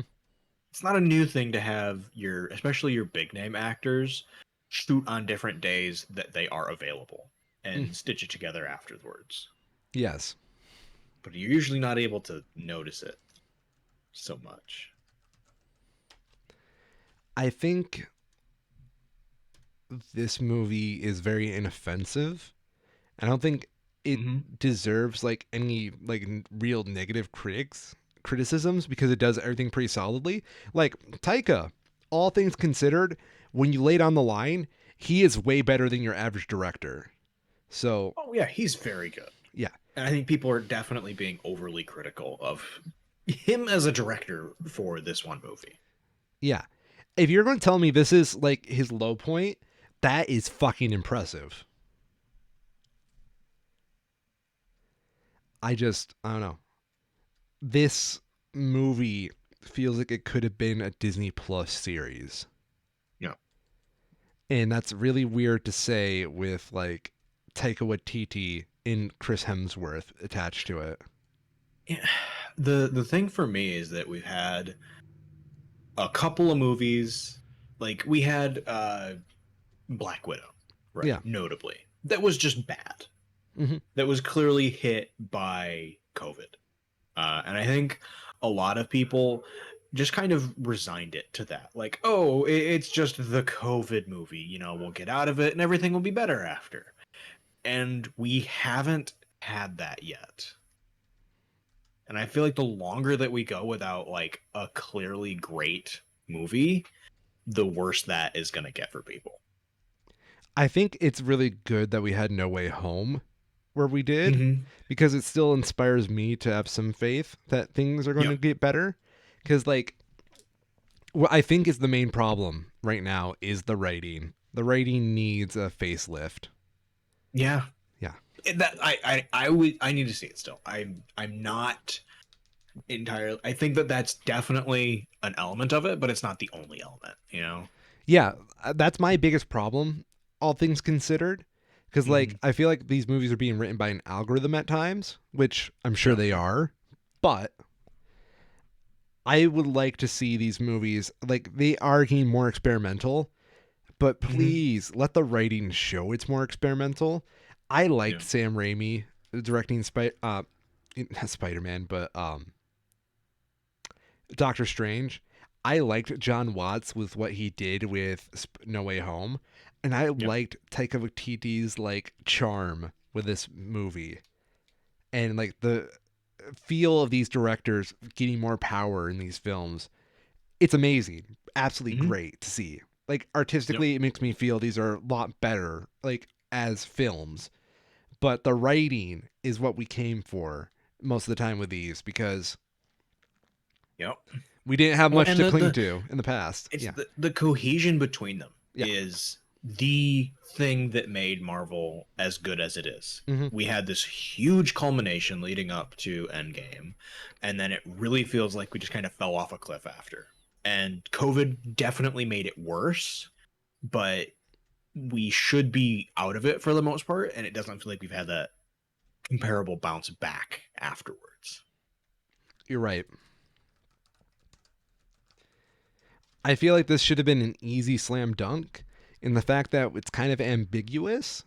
And I feel like overall, good movie, you know, makes me wish I could be a little more definitive about it. You know, Yeah. So, with that, related news, go on. I have finished. Oh, sorry, were you? You have like a wrap up? Yeah. Well, I was about to say, now we are almost through phase 4. Yeah. We have what even is left? There's the Fantastic movie. I think that's coming at the end. That's going to be like the big wrap up for Phase 4. But we have Guardians 3, Ant-Man 3, Mm. The Marvels, Wakanda Forever, and Blade. I'm really not looking forward to Guardians 3. Really? I am so not. Let me put Man. let me put it this way. Okay. Let me say this real quick though. Yeah. Mm-hmm. The thing that Guardians has had is that they have relied heavily on their sort of nostalgia kick, right? Mm-hmm. And they combine that with individual shots that are impressive. Mm-hmm. But it goes a long way to hide bad writing and bad acting. Mm-hmm. I think it's really telling that one of the best acting or one of the best acted roles of the Guardians of the Galaxy is Rocket, the CG character. Yes. So And I at least saw a noticeable drop in quality from 1 to 2, and I'm worried we're gonna see that continue with 3. so you remember the end of Endgame, right? With what Thor goes to do? Yep. Okay. Keep in mind I didn't mention the Guardians of the Galaxy at all in my little summary or review. Oh, are they just not in it that much? They have Or moments like okay. yeah, like they're only in the movie for like 10 minutes. Uh-huh. Yeah. And it's very clear to me that they should not have been in this movie. They should not have been in this Hmm. movie at all. It feels very pandery to have them in this movie. And I feel like the Russo brothers when they wrote Endgame kind of wrote Taika into a spot there with the Guardians because he didn't know what the fuck to do with them, and it Yep. shows. The movie doesn't even feel like it starts until after Thor leaves the Guardians. Well, yeah, and from how they have it just set up plot wise, that makes sense Mm-hmm. because he's clearly doing something separate from them, Exactly. but they still take up a pretty good chunk of the trailer space. Well, gotta get the most out of your Chris Pratt. Yep. Yeah. God. Minions: The Rise of Gru has passed 400 million at the box office worldwide. We'll get to that. I want to talk about stuff that we have seen though. Okay. So I have, in the interim, finished both Kenobi and Moon Knight. Ooh, go on.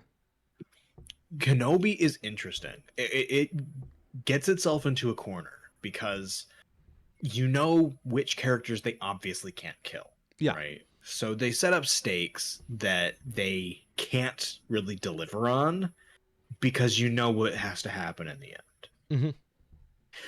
That said, there is still some really appealing CG work that's done. We get to see an element of the relationships in the movie that we just don't get before, and it's totally fine. But yeah, they, in a similar way, they kind of write themselves into a corner where they want to have these big stakes of like, oh, what's gonna happen next? But you know that, Luke's not gonna fucking die, right? He has to be there for Spoilers. the original trilogy. Yeah. I mean, I said Luke specifically because he's in it for all of like 2 minutes. I mean, yeah, I figure if there's one character who Yeah. has no risk, it's Luke fucking Skywalker. Yeah. Yeah. Well, but that is kind of the problem though, because Leia is in almost the whole thing, and you know she can't die, but she's still there, and she's supposed to be 10. But the actor they got for it, who is a child, of course, and does a great job given that they're a child, but they look like they're like 6. Yeah. There's a big difference between 6 and 10, and they don't look 10. It's the same way how when you want somebody to play a teenager, you don't get a teenager, you get someone like Tom Holland, who's already an adult, because they're going to look younger than they actually are anyways.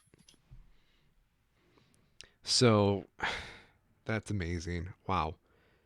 I feel Kenobi was unnecessary as a show, but I've heard a lot of interesting things about it, like the last episode entirely.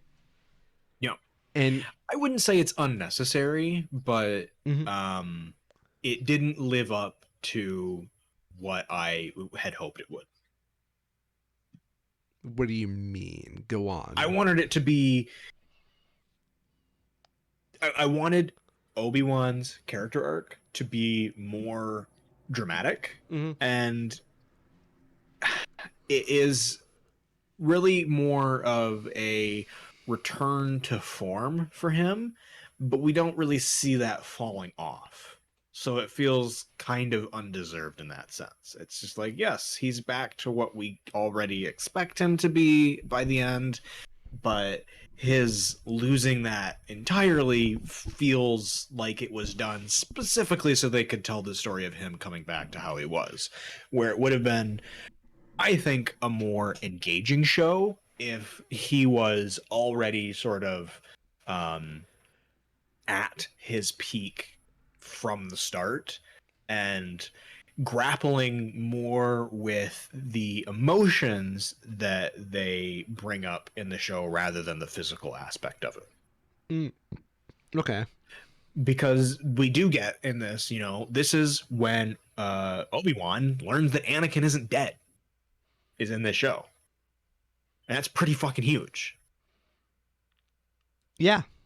I mean, So that leads to really good character moments, but it feels like they could have still had that without Obi-Wan seeming almost inept at times. I find it really strange that Obi-Wan wouldn't realize Anakin isn't dead until like this Mm-hmm. show. Like, is it? I have a question, really. How does he figure out Vader is Anakin? Um, I don't know exactly. Okay. It There's not like a clear moment for that. I think it's just kind of a self-realization when he is specifically told that Anakin didn't die. Mm. Where it's just like, oh yes, of course, it must be Vader. Oh God, it must be Vader. And it I, just sort of clicks for him. I don't But yeah, I know what know. you mean. It does seem kind of like, wait, how did you not know? Yeah. Like, Anakin is supposed to be the chosen one. He's like a fallen chosen one. He's supposed to Mm-hmm. have like a connection to the Force different than everybody else. How do you not look at Yep. Vader and think, wow, that guy sure is unique? He has like these connections I've only seen in one person to the Force ever before. I think a large part of that is one that Obi-Wan has basically completely isolated himself from the larger universe Mm-hmm. by going on to Tatooine, trying to blend in with the local crowds and just sort of be there as a sort of a shadow for Luke. Um, on the other hand, the Empire has, because this brings in the what do they call themselves? The Inquisitors, who are the other Sith, that are working underneath Vader, um, doing the dirty work of rooting out any Jedi that weren't already killed. Okay. So I think Vader's physical presence isn't really known as much of as his influence being exerted through other people. Okay. Put it that way. But yes, it was good, but not great. Um, it does, however, I do want to go and see the Mandalorian because of it, though, because that's been a pretty clear comparison to it. Is just like, yeah, it's fine. The Mandalorian was way better, Hmm. and Andor, which is like completely reduced stakes, is apparently shaping up to be even better still. So we will see how that goes. Just weird because it's like the stakes just aren't there, right? Yeah. But yeah. So I don't know, man. I would love to write something for Star Wars myself. And I'm sure like Hmm. there's probably a lot of like executive meddling for this kind of stuff because I feel like a lot of this like stuff could write itself almost with how much opportunity you have here, and it bothers You'd me. think, Yeah, right? yeah. You'd think this should be easy, and they make it really fucking hard on themselves.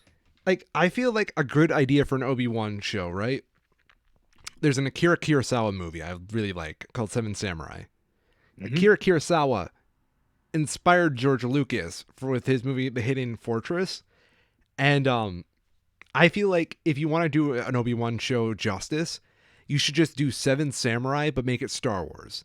Because the whole plot of that movie is there's like these samurai, they got to go protect a village that is under threat of being raided by bandits that will steal all their food and then they'll starve to death. So these seven samurai, out of the goodness of their heart, go defend the people. And I feel like that's real easy to do with fucking Star Wars because all you need to do is like former Jedi go make one last stand for like this small little place that hasn't been attacked by the Empire. Show Vader Hmm. at the very end, Obi-Wan versus Vader. Boom. That's all you need. And then you can just kind of kill off all the auxiliary characters and keep a few for spin-offs. Yep. Yeah. Just like have Obi-Wan do like a last stand type thing, and we all know how it's going to end. So it kind of just makes it like, how bad is this going to go? Like, let that level of dread kind of kick in. But I don't work for Disney. I barely work for myself. So what the fuck do I know? One thing that I did really appreciate with it Yo. is that we had shit Visions, Star Wars Visions Mm-hmm. before this Mm-hmm. that helped to more popularize, I guess, the influence that Star Wars draws from Japanese culture. Mm-hmm. And there's a lot of scenes in Kenobi that helped to reinforce that, particularly with this being some of the best modern looks we've had at Vader and his character in a variety of different lighting conditions. Okay. It is very easy to see where the inspiration for the original design comes from. And I thought that was really cool. So I watched Hidden Fortress recently, Hmm. and I got to see the character that inspired Vader, and it's really cool to like see the parallels between that character and our Vader. Yep. I wish I could pull this up. There's a really famous shot from the movie where they kind of show like where Vader gets his look. Um, there's a character who gets horribly scarred in the movie, and Mm. he's supposed to be Vader, but before they show his scar, he's got like his face hidden completely in shadows, and they do Yep. the light just right so all you can see is the pupils of his eyes and like the irises and then the whites of it, and then Hmm. you just know that there's this guy in the dark just looking at you, and then he does this for like a straight minute of just kind of looking at the camera, then he walks out and then there's the scar, which I thought that was like perfectly Vader. That was like the whole thing that I could see makes fucking Vader. Hmm. Yeah, that was the Oh actor. yeah. Yeah.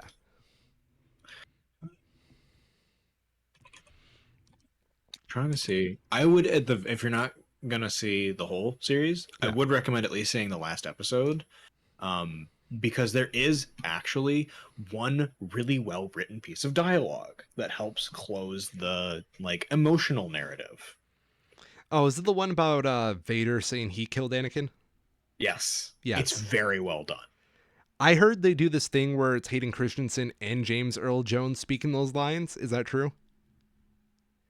I didn't pick that up, but that would make sense. In that scene, his helmet has been had a chunk taken out of it in the fight, Mm-hmm. so he's like struggling to breathe, but the stuff is all still there.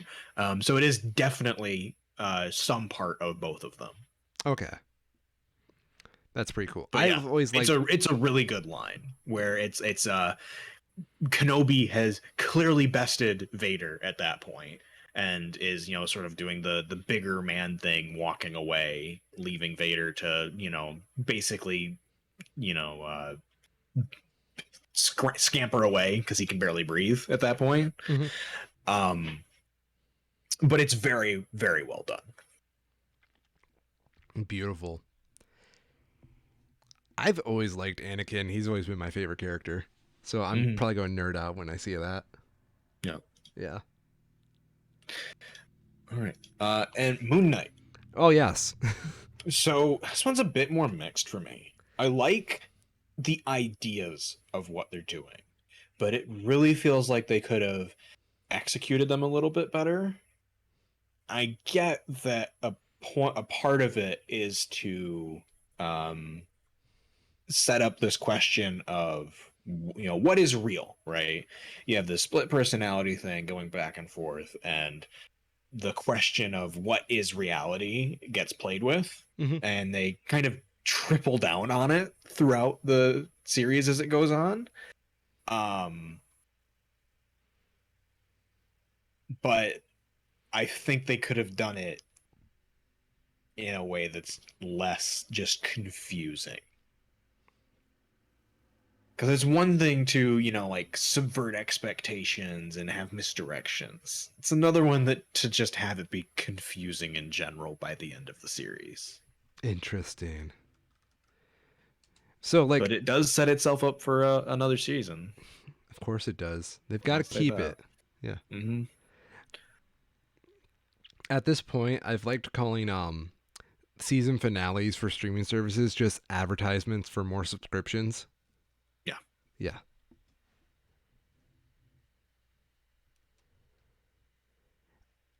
Do I you plan to see Moon Knight? I would like to see Moon Knight. He's Okay. like I one of won't. the I won't give anything away then. yeah. He's one of the cooler Marvel characters, I think. Mm-hmm. I don't know much about him. He's like one of those blind It's spots I have. very much one of the more interesting characters, for sure. Okay. I like a lot of what they did with it. I just wish that one scene in particular had been set up a bit better Okay. at the end. Interesting. But it's good. Um, yeah, I don't want to. I can't talk about it too much because so much of it happens in like the last 3 episodes, right? Okay. I don't want to give it away because it is very good. There's lots of good reveals and stuff that they do throughout it. Hmm. Okay. Yeah, show is good. I am glad they didn't try to make a movie out of it. It would have been getting this into like less than 4 hours or however long it ends up being would have been a feat to watch. There are a lot of what's the word? A lot of shows like for Marvel that I'm just glad they did not like.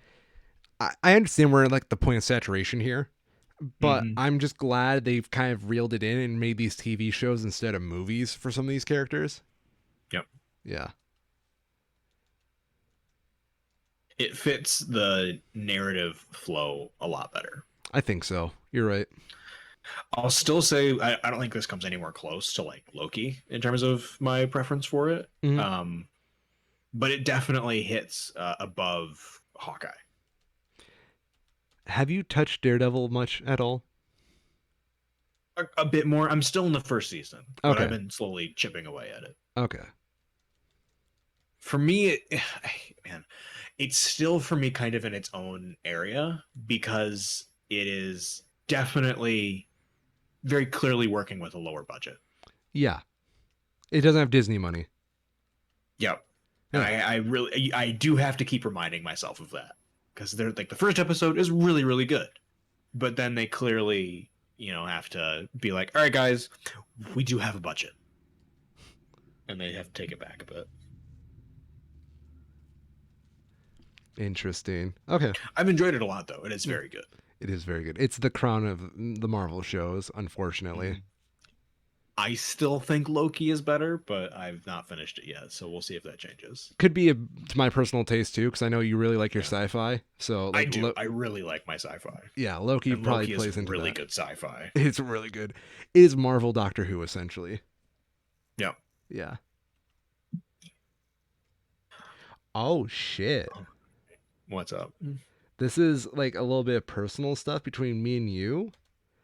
Hmm. But I just found this photo sent to me. Yeah, I saw that. I had to like rack my brains about because I was just like, wait a minute, where is that? What are they tearing down? Yeah. Yeah. So There, do you see the video of it? They there's a put out video. a 2 minute video on one of the Olivet Twitters Oh my God. of them first doing it. So our college is tearing down a very old building, and I'm just Yep. shocked. Like a gymnasium. Yeah. I'm surprised they're doing it, but they definitely needed to. Yeah. I The know what the. building was just so old it no longer served the purpose it needed to. Mhm. It was barely being used too. There was like a computer Yep. lab that was in there. That was about it. They have no, because the weight room's in the new half of it. Yeah. I went to that Yep. weight room all the time. They had the old basketball court in there that got used for some stuff, but it's just it's fallen into disrepair, to say the very least. At this point, it is too old to maintain, so you might as well just Yep. replace it. Yep. And it seems like that's what they're doing. It's definitely the right call, but it is still very surprising to see them actually do it. So the old radio station, Kyrol and I founded the Two Schmoes show um, at is actually going to be moving into the replacement building that's going to be taking over this. Oh, Yeah, that's cool. I That would cannot be wait. really nice. Yeah. No more hiding in the basement of the cafeteria. Oh my gosh. So I have Just dreams having a new room would be really nice. Because that was dated. with proper soundproofing and not just carpets on the wall that we got from carpet samples. So at this radio station, because we were so low budget, we put up soundproofing by getting carpet samples from like Home Depot and Lowe's, and then like gluing them onto the walls, which I'm impressed by that we Hmm. got. That was Joanne's idea, by the way. Yeah, it worked pretty well. Yeah, it was like night and day difference when we did that. What are they going to do with the WOCR rooms now down in the cafeteria? Like, they could probably turn it into a classroom down there, but let's see.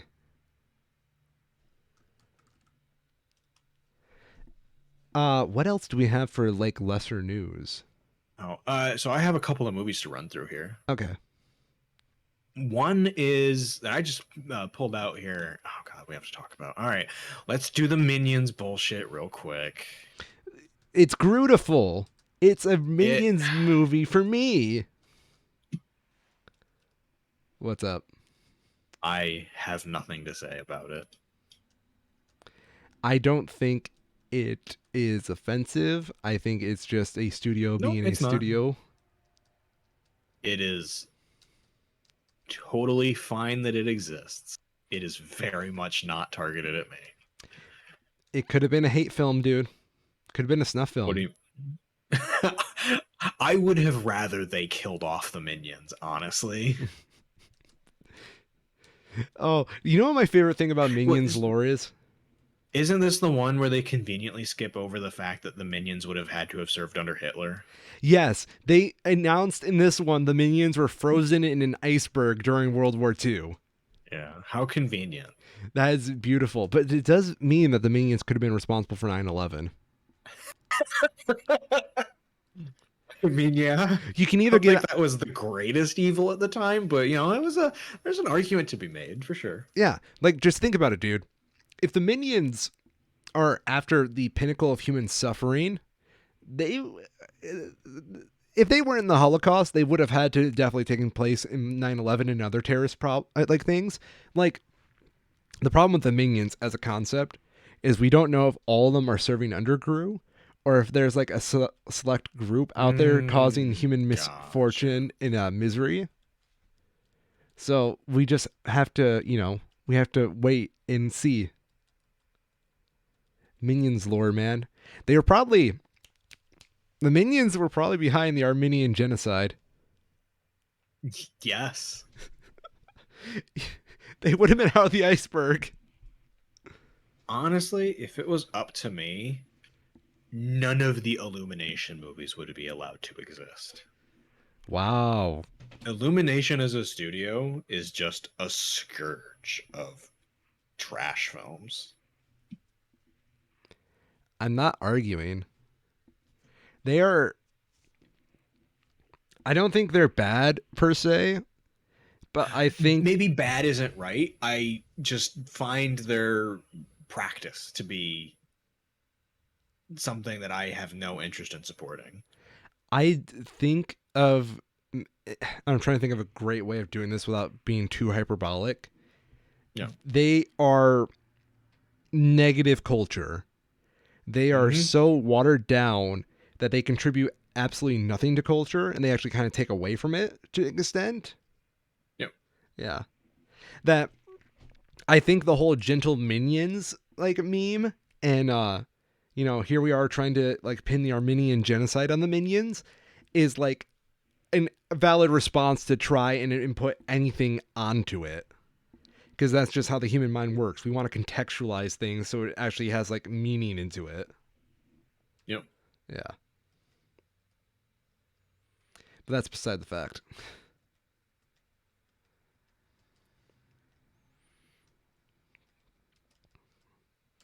Yeah. I don't know. I feel like a lot of their work gets a pass, you know? Yeah. It's not, to me, it is all of equal quality, which is to say, not good. Like Despicable Me, the first one clearly did something right, Mm-hmm. to kick it off.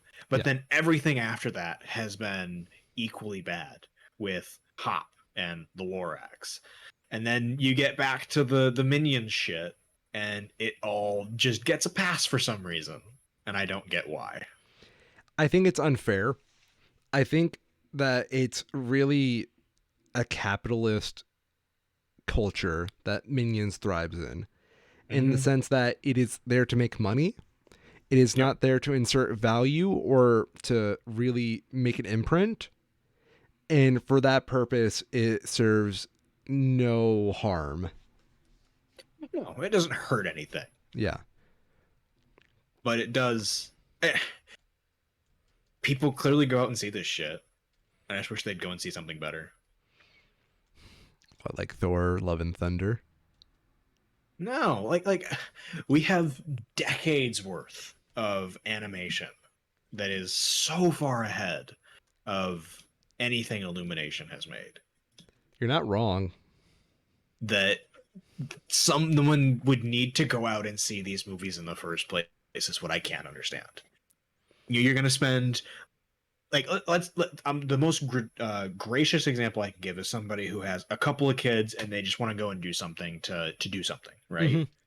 You're going to spend at least $30 just doing that. Why don't you just go buy any one of the dozens of things before it that are of, in my opinion, better quality and watch that instead?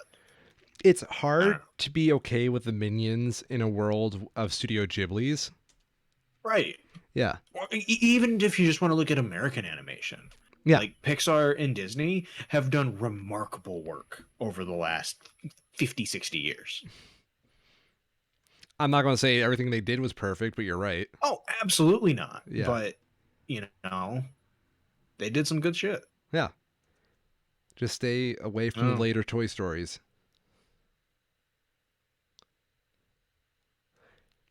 In your opinion, what is the best animated film of all time?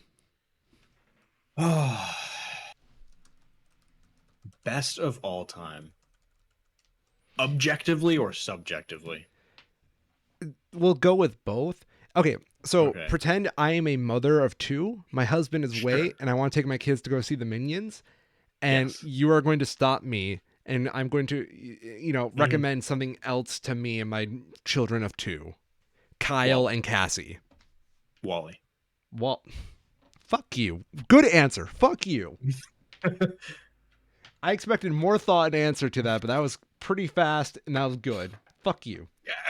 Wally to me is a perfect animated film. It doesn't take itself too seriously. It hits on morals that are serious, and it wraps it up in a package that is easy to watch for 2 hours. Fuck you. I put Ratatouille pretty high up too You for see, that just like universally watchable animation. I like Ratatouille a lot. Ratatouille to Mm. me,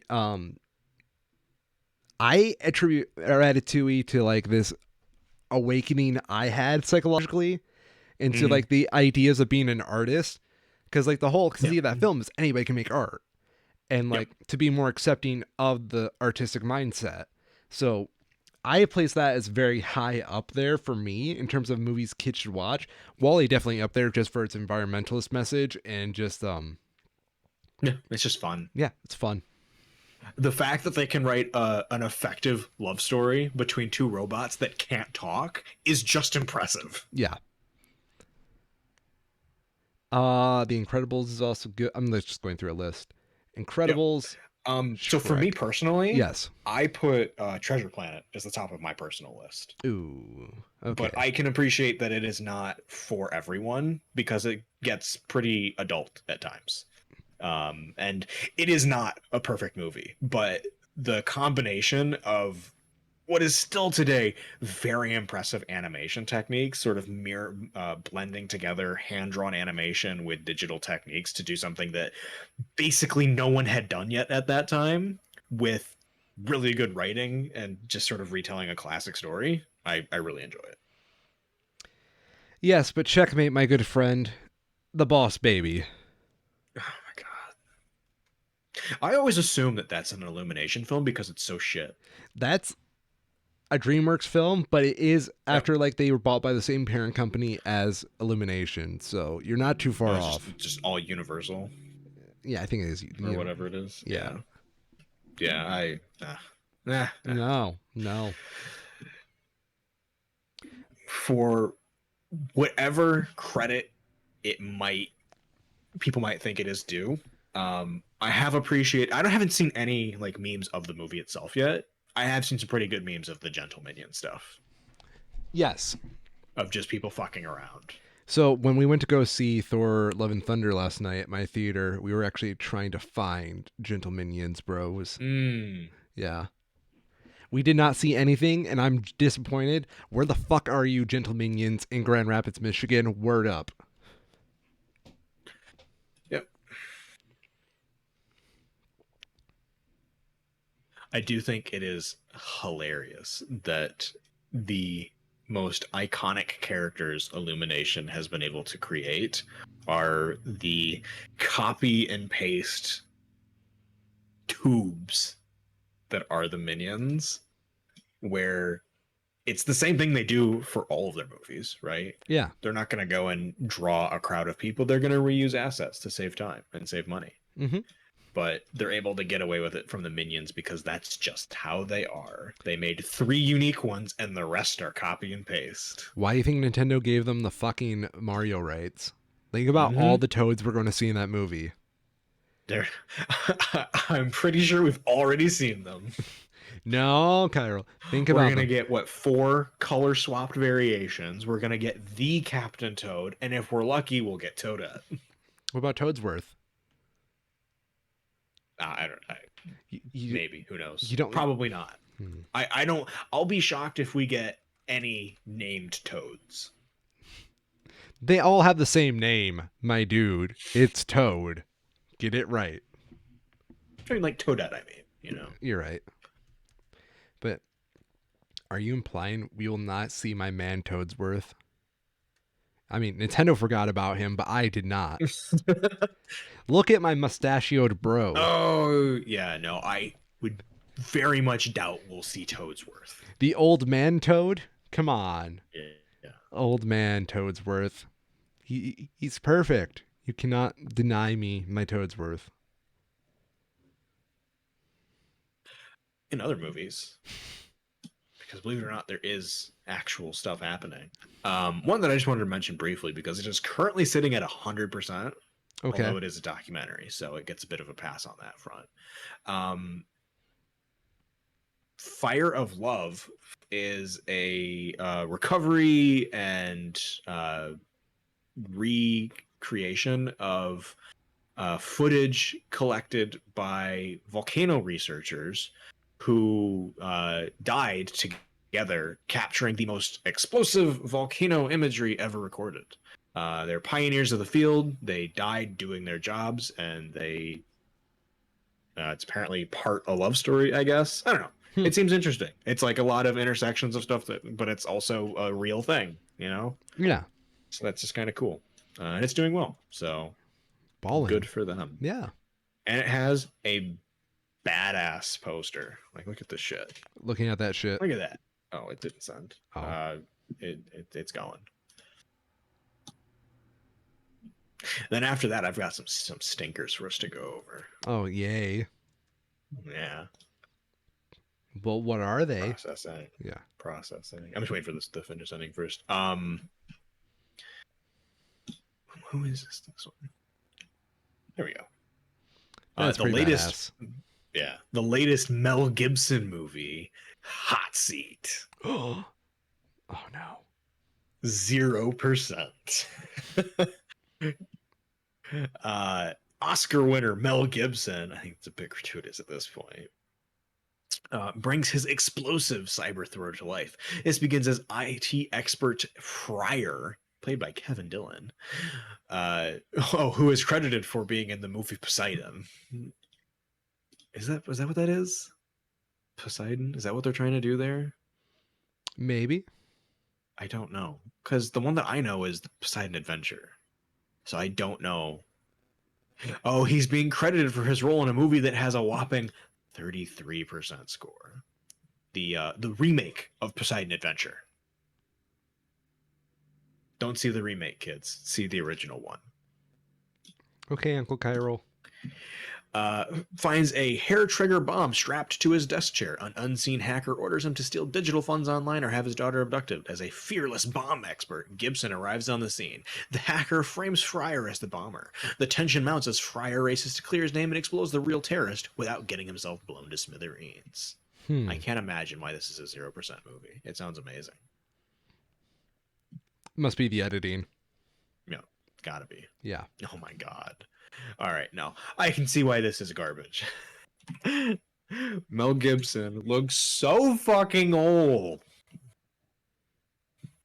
Gotta wait. This picture. Yeah. It's amazing. Also, IT guy has like a gamer as fuck chair. Like, no. He's gonna have some lowest common denominator IT bullshit. He's not gonna have a fucking gamer chair. Wow, that doesn't even look like Mel Gibson. It doesn't. The other one I have is Codename Banshee, which is also a 0%er. Why does Caleb? Oh, sorry? what? Oh, No, go ahead. The guy has a gamer keyboard as well. Yeah, right. So I can understand that. I actually have an old gaming keyboard at work, but you don't leave it on RGB. You turn the lights off or you put it on white like a decent human being. No one wants to see that shit in public. You're going to kill him by association of cringe. Yeah. Like, I can appreciate just getting like a cheap gaming keyboard because you want something with real switches, and there's a lot of cheap shit out there that doesn't have real switches. But like, have some decency. Cover your shame. Oh, okay. This next one is the latest from Antonio Banderas. Oh God. Caleb, played by Antonio Banderas, a former government assassin in hiding, resurfaces when his protege, the equally deadly killer known as Banshee, discovers a bounty has been placed on Caleb's head. Now they must put the past behind them and join together one last time to fight off the secret CIA-backed killers who threaten to destroy them. Interesting. Yeah. I love how these movies. I feel like they spend most of their budget on just hiring the big name that boomers will watch a movie for. Mm-hmm. A passable time filler for action fans, but little else. This does feel like the kind of thing that I would probably pick up for like $2 in a bargain bin somewhere and watch exactly once. Yes. I think it's fine in that case, but nothing else. Yeah, that's what I got. Some real bangers this week. Love summer blockbuster season. Mm-hmm. What are the blockbusters this year? Because I feel like we're having another light year. Get it? Let's see. Coming soon. He didn't get the joke. No, I got the joke. I'm ignoring it. That I spent a whole 5 minutes on that joke. Wait, we have another Bruce Willis movie. Oh, God. Can't wait to talk about that one. Um, wow, there's a lot of dull stuff. Yeah, this all looks kind That's of. one thing I've noticed with Rotten Tomatoes is they've started to allow a lot more foreign films and a lot of cheaper stuff onto their lists lately. And I think that was in response to stuff just kind of not really releasing during COVID, so they needed something to help bump up their numbers. And they just didn't really stop doing that. Oh, DC League of Super Pets. Oh, fuck. That's some executive watching The Secret Life of Pets with his kids on a weekend and thinking, we can do this.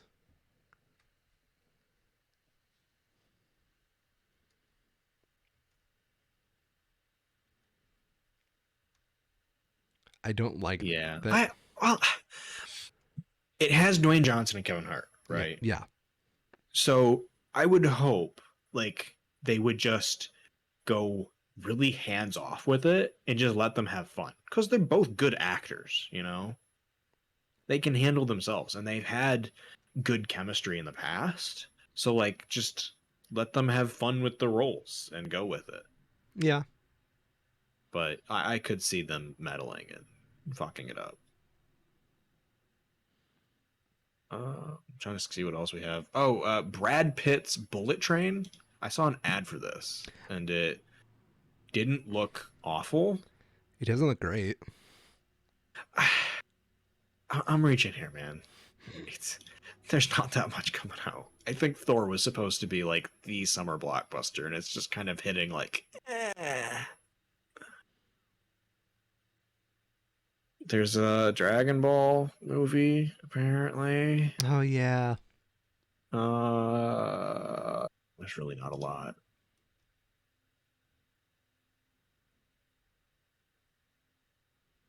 Oh, I'm surprised you didn't bring this up. What?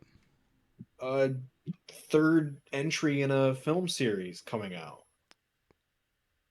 Okay. Clerks 3. Oh, shit. I forgot. Yeah. The trailer for that Yeah. just dropped. Yeah. Yeah. So I'm excited for this one. I love Clerks. Mm-hmm. What I think is interesting, you probably haven't seen the trailer for this, have you? I saw some very brief, not the whole trailer. I saw clips of it on Twitter, but not past that. The essential plot of this movie, as I understand it, is that the Clerks guys are making a movie, which is basically the first Clerks. So it's really fucking meta. Okay. Yeah.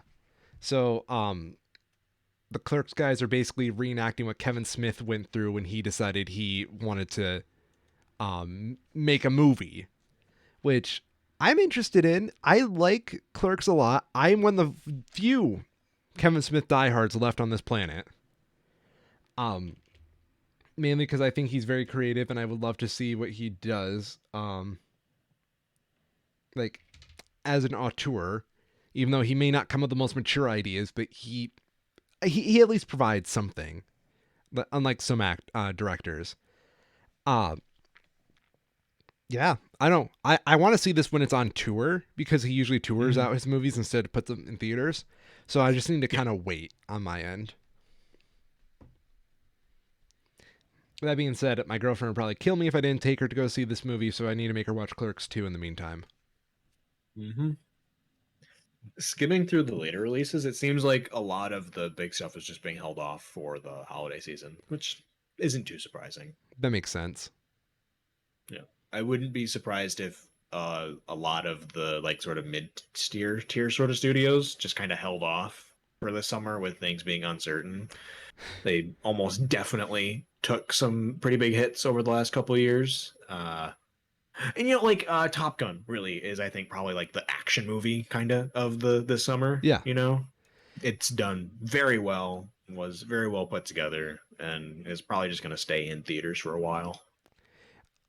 I think they are definitely not wanting to compete with both the fucking Minions and a Marvel movie. And I think Yep. Top Gun was that dark horse that no one saw coming. Yep. Yeah. So we're kind of left here with like movie studios who are already kind of still hurting from the pandemic, being very conservative about what they put out.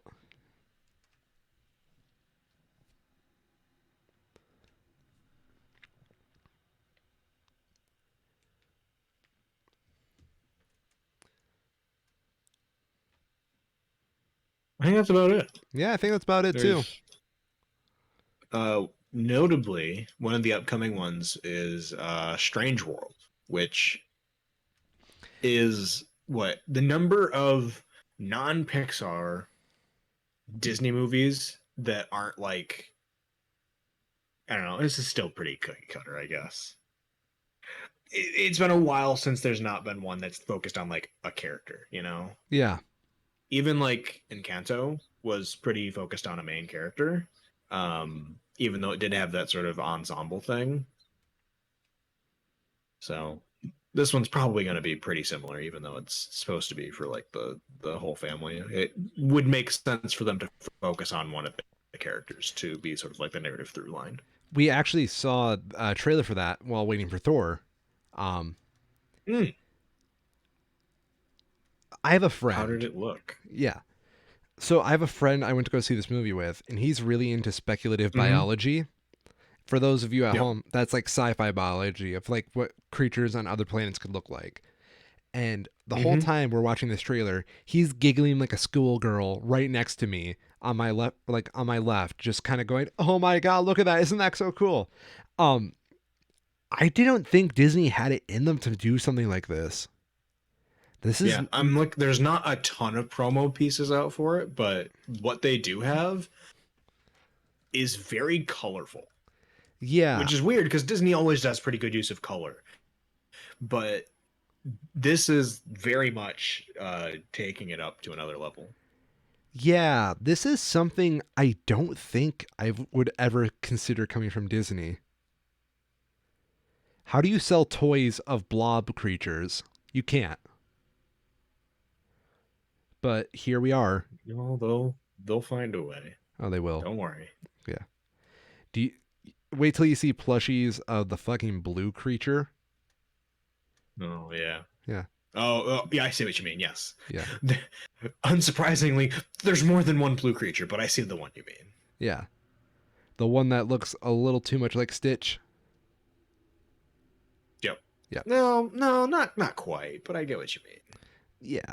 Proportionately, I guess. How about these near copyright level of generic shelled creatures that look straight from Mario?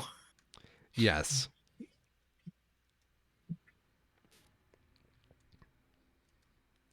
I mean, it's a cool concept. I just never thought they would do something like this.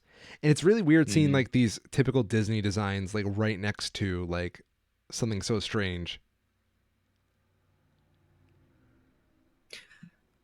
Oh, hey, Avatar's coming out. I forgot about that. Saw the trailer for that again while waiting for Thor, and I Was it the had same trailer? same trailer. I Yeah. had an epiphany of why I get a sense of dread watching that. Why is that? I think it's because I'm not upset they're making another Avatar movie, but I'm upset that they're using this great technology for Avatar to perpetuate a franchise which doesn't really need to be perpetuated, and they didn't do something original with this technology. And it's been kind of. I'd rather they do something new with this technology other than Avatar. I feel like Yep. Avatar is great for like a demo, but you could do so much more with this. The big thing for me is that I wish they weren't acting like they're the second fucking coming of Christ. Yes. That's the big thing for me. Like, you want to do another Avatar movie? Cool.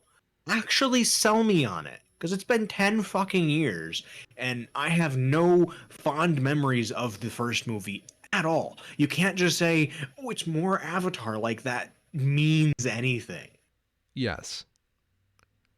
And the fact, it's concerning to me the way that they have the trailer shot with this, like, overture playing over the whole thing. Like, it doesn't give me a good feeling for what the movie's actually going to be like.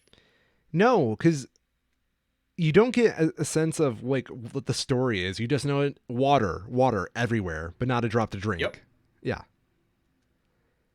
Like And it's not like Yeah, go on. other people's CG has come a long way in the meantime. You're right. You know, like I'm sure it'll look great, but a lot of stuff looks really good now.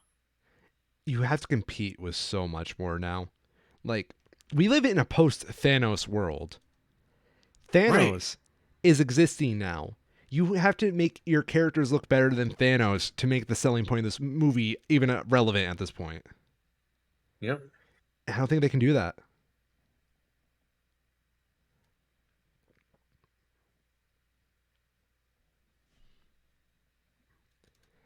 Unless you start giving like the Navi like actual like fur textures, I don't think you can do it.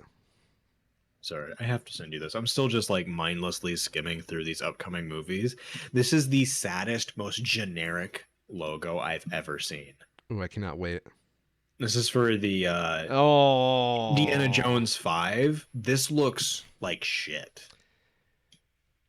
We have literally the one picture of Harrison Ford and this generic ass logo, no subtitle, just Indiana Jones 5. We clearly still had the original font that we bought lying around, and it sure looks like it.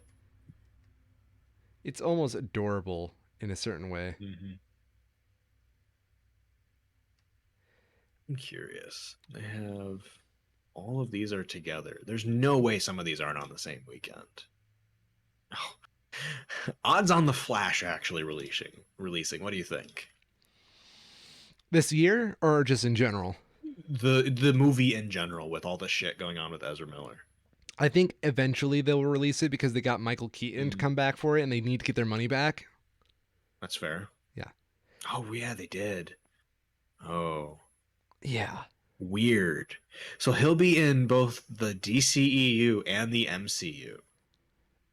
Yes. Wait, he's Batman? What?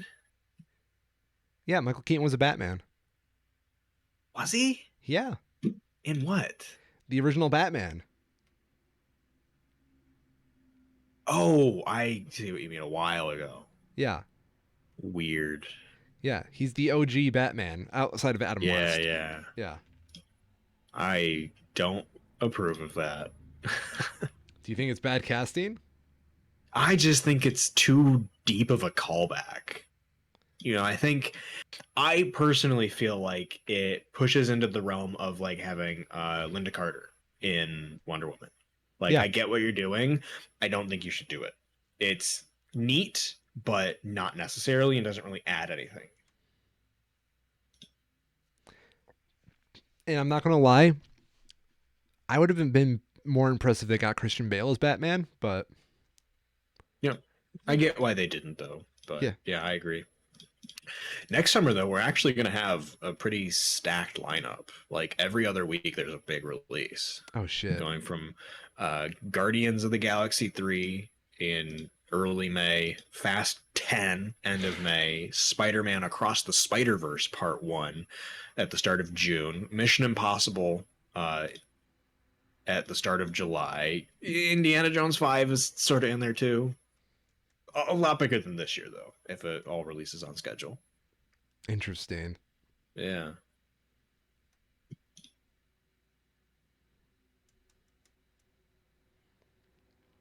So, how many more Ezra Miller controversies do you think we need to have before they kill the Flash movie? I think it'll depend on how much of it's already done. I feel like it's If done. it's like, Yeah. I feel like it probably is too, but I wouldn't put it past them if he like actually gets charged with something and arrested Mm-hmm. to CG someone else in his place or do some limited reshoots and go from there with someone else. They could just cut out all the Flash parts and just make it a Batman movie. I'd be okay with it. That'd be kind of hilarious. Batman across the Batverse. Yeah.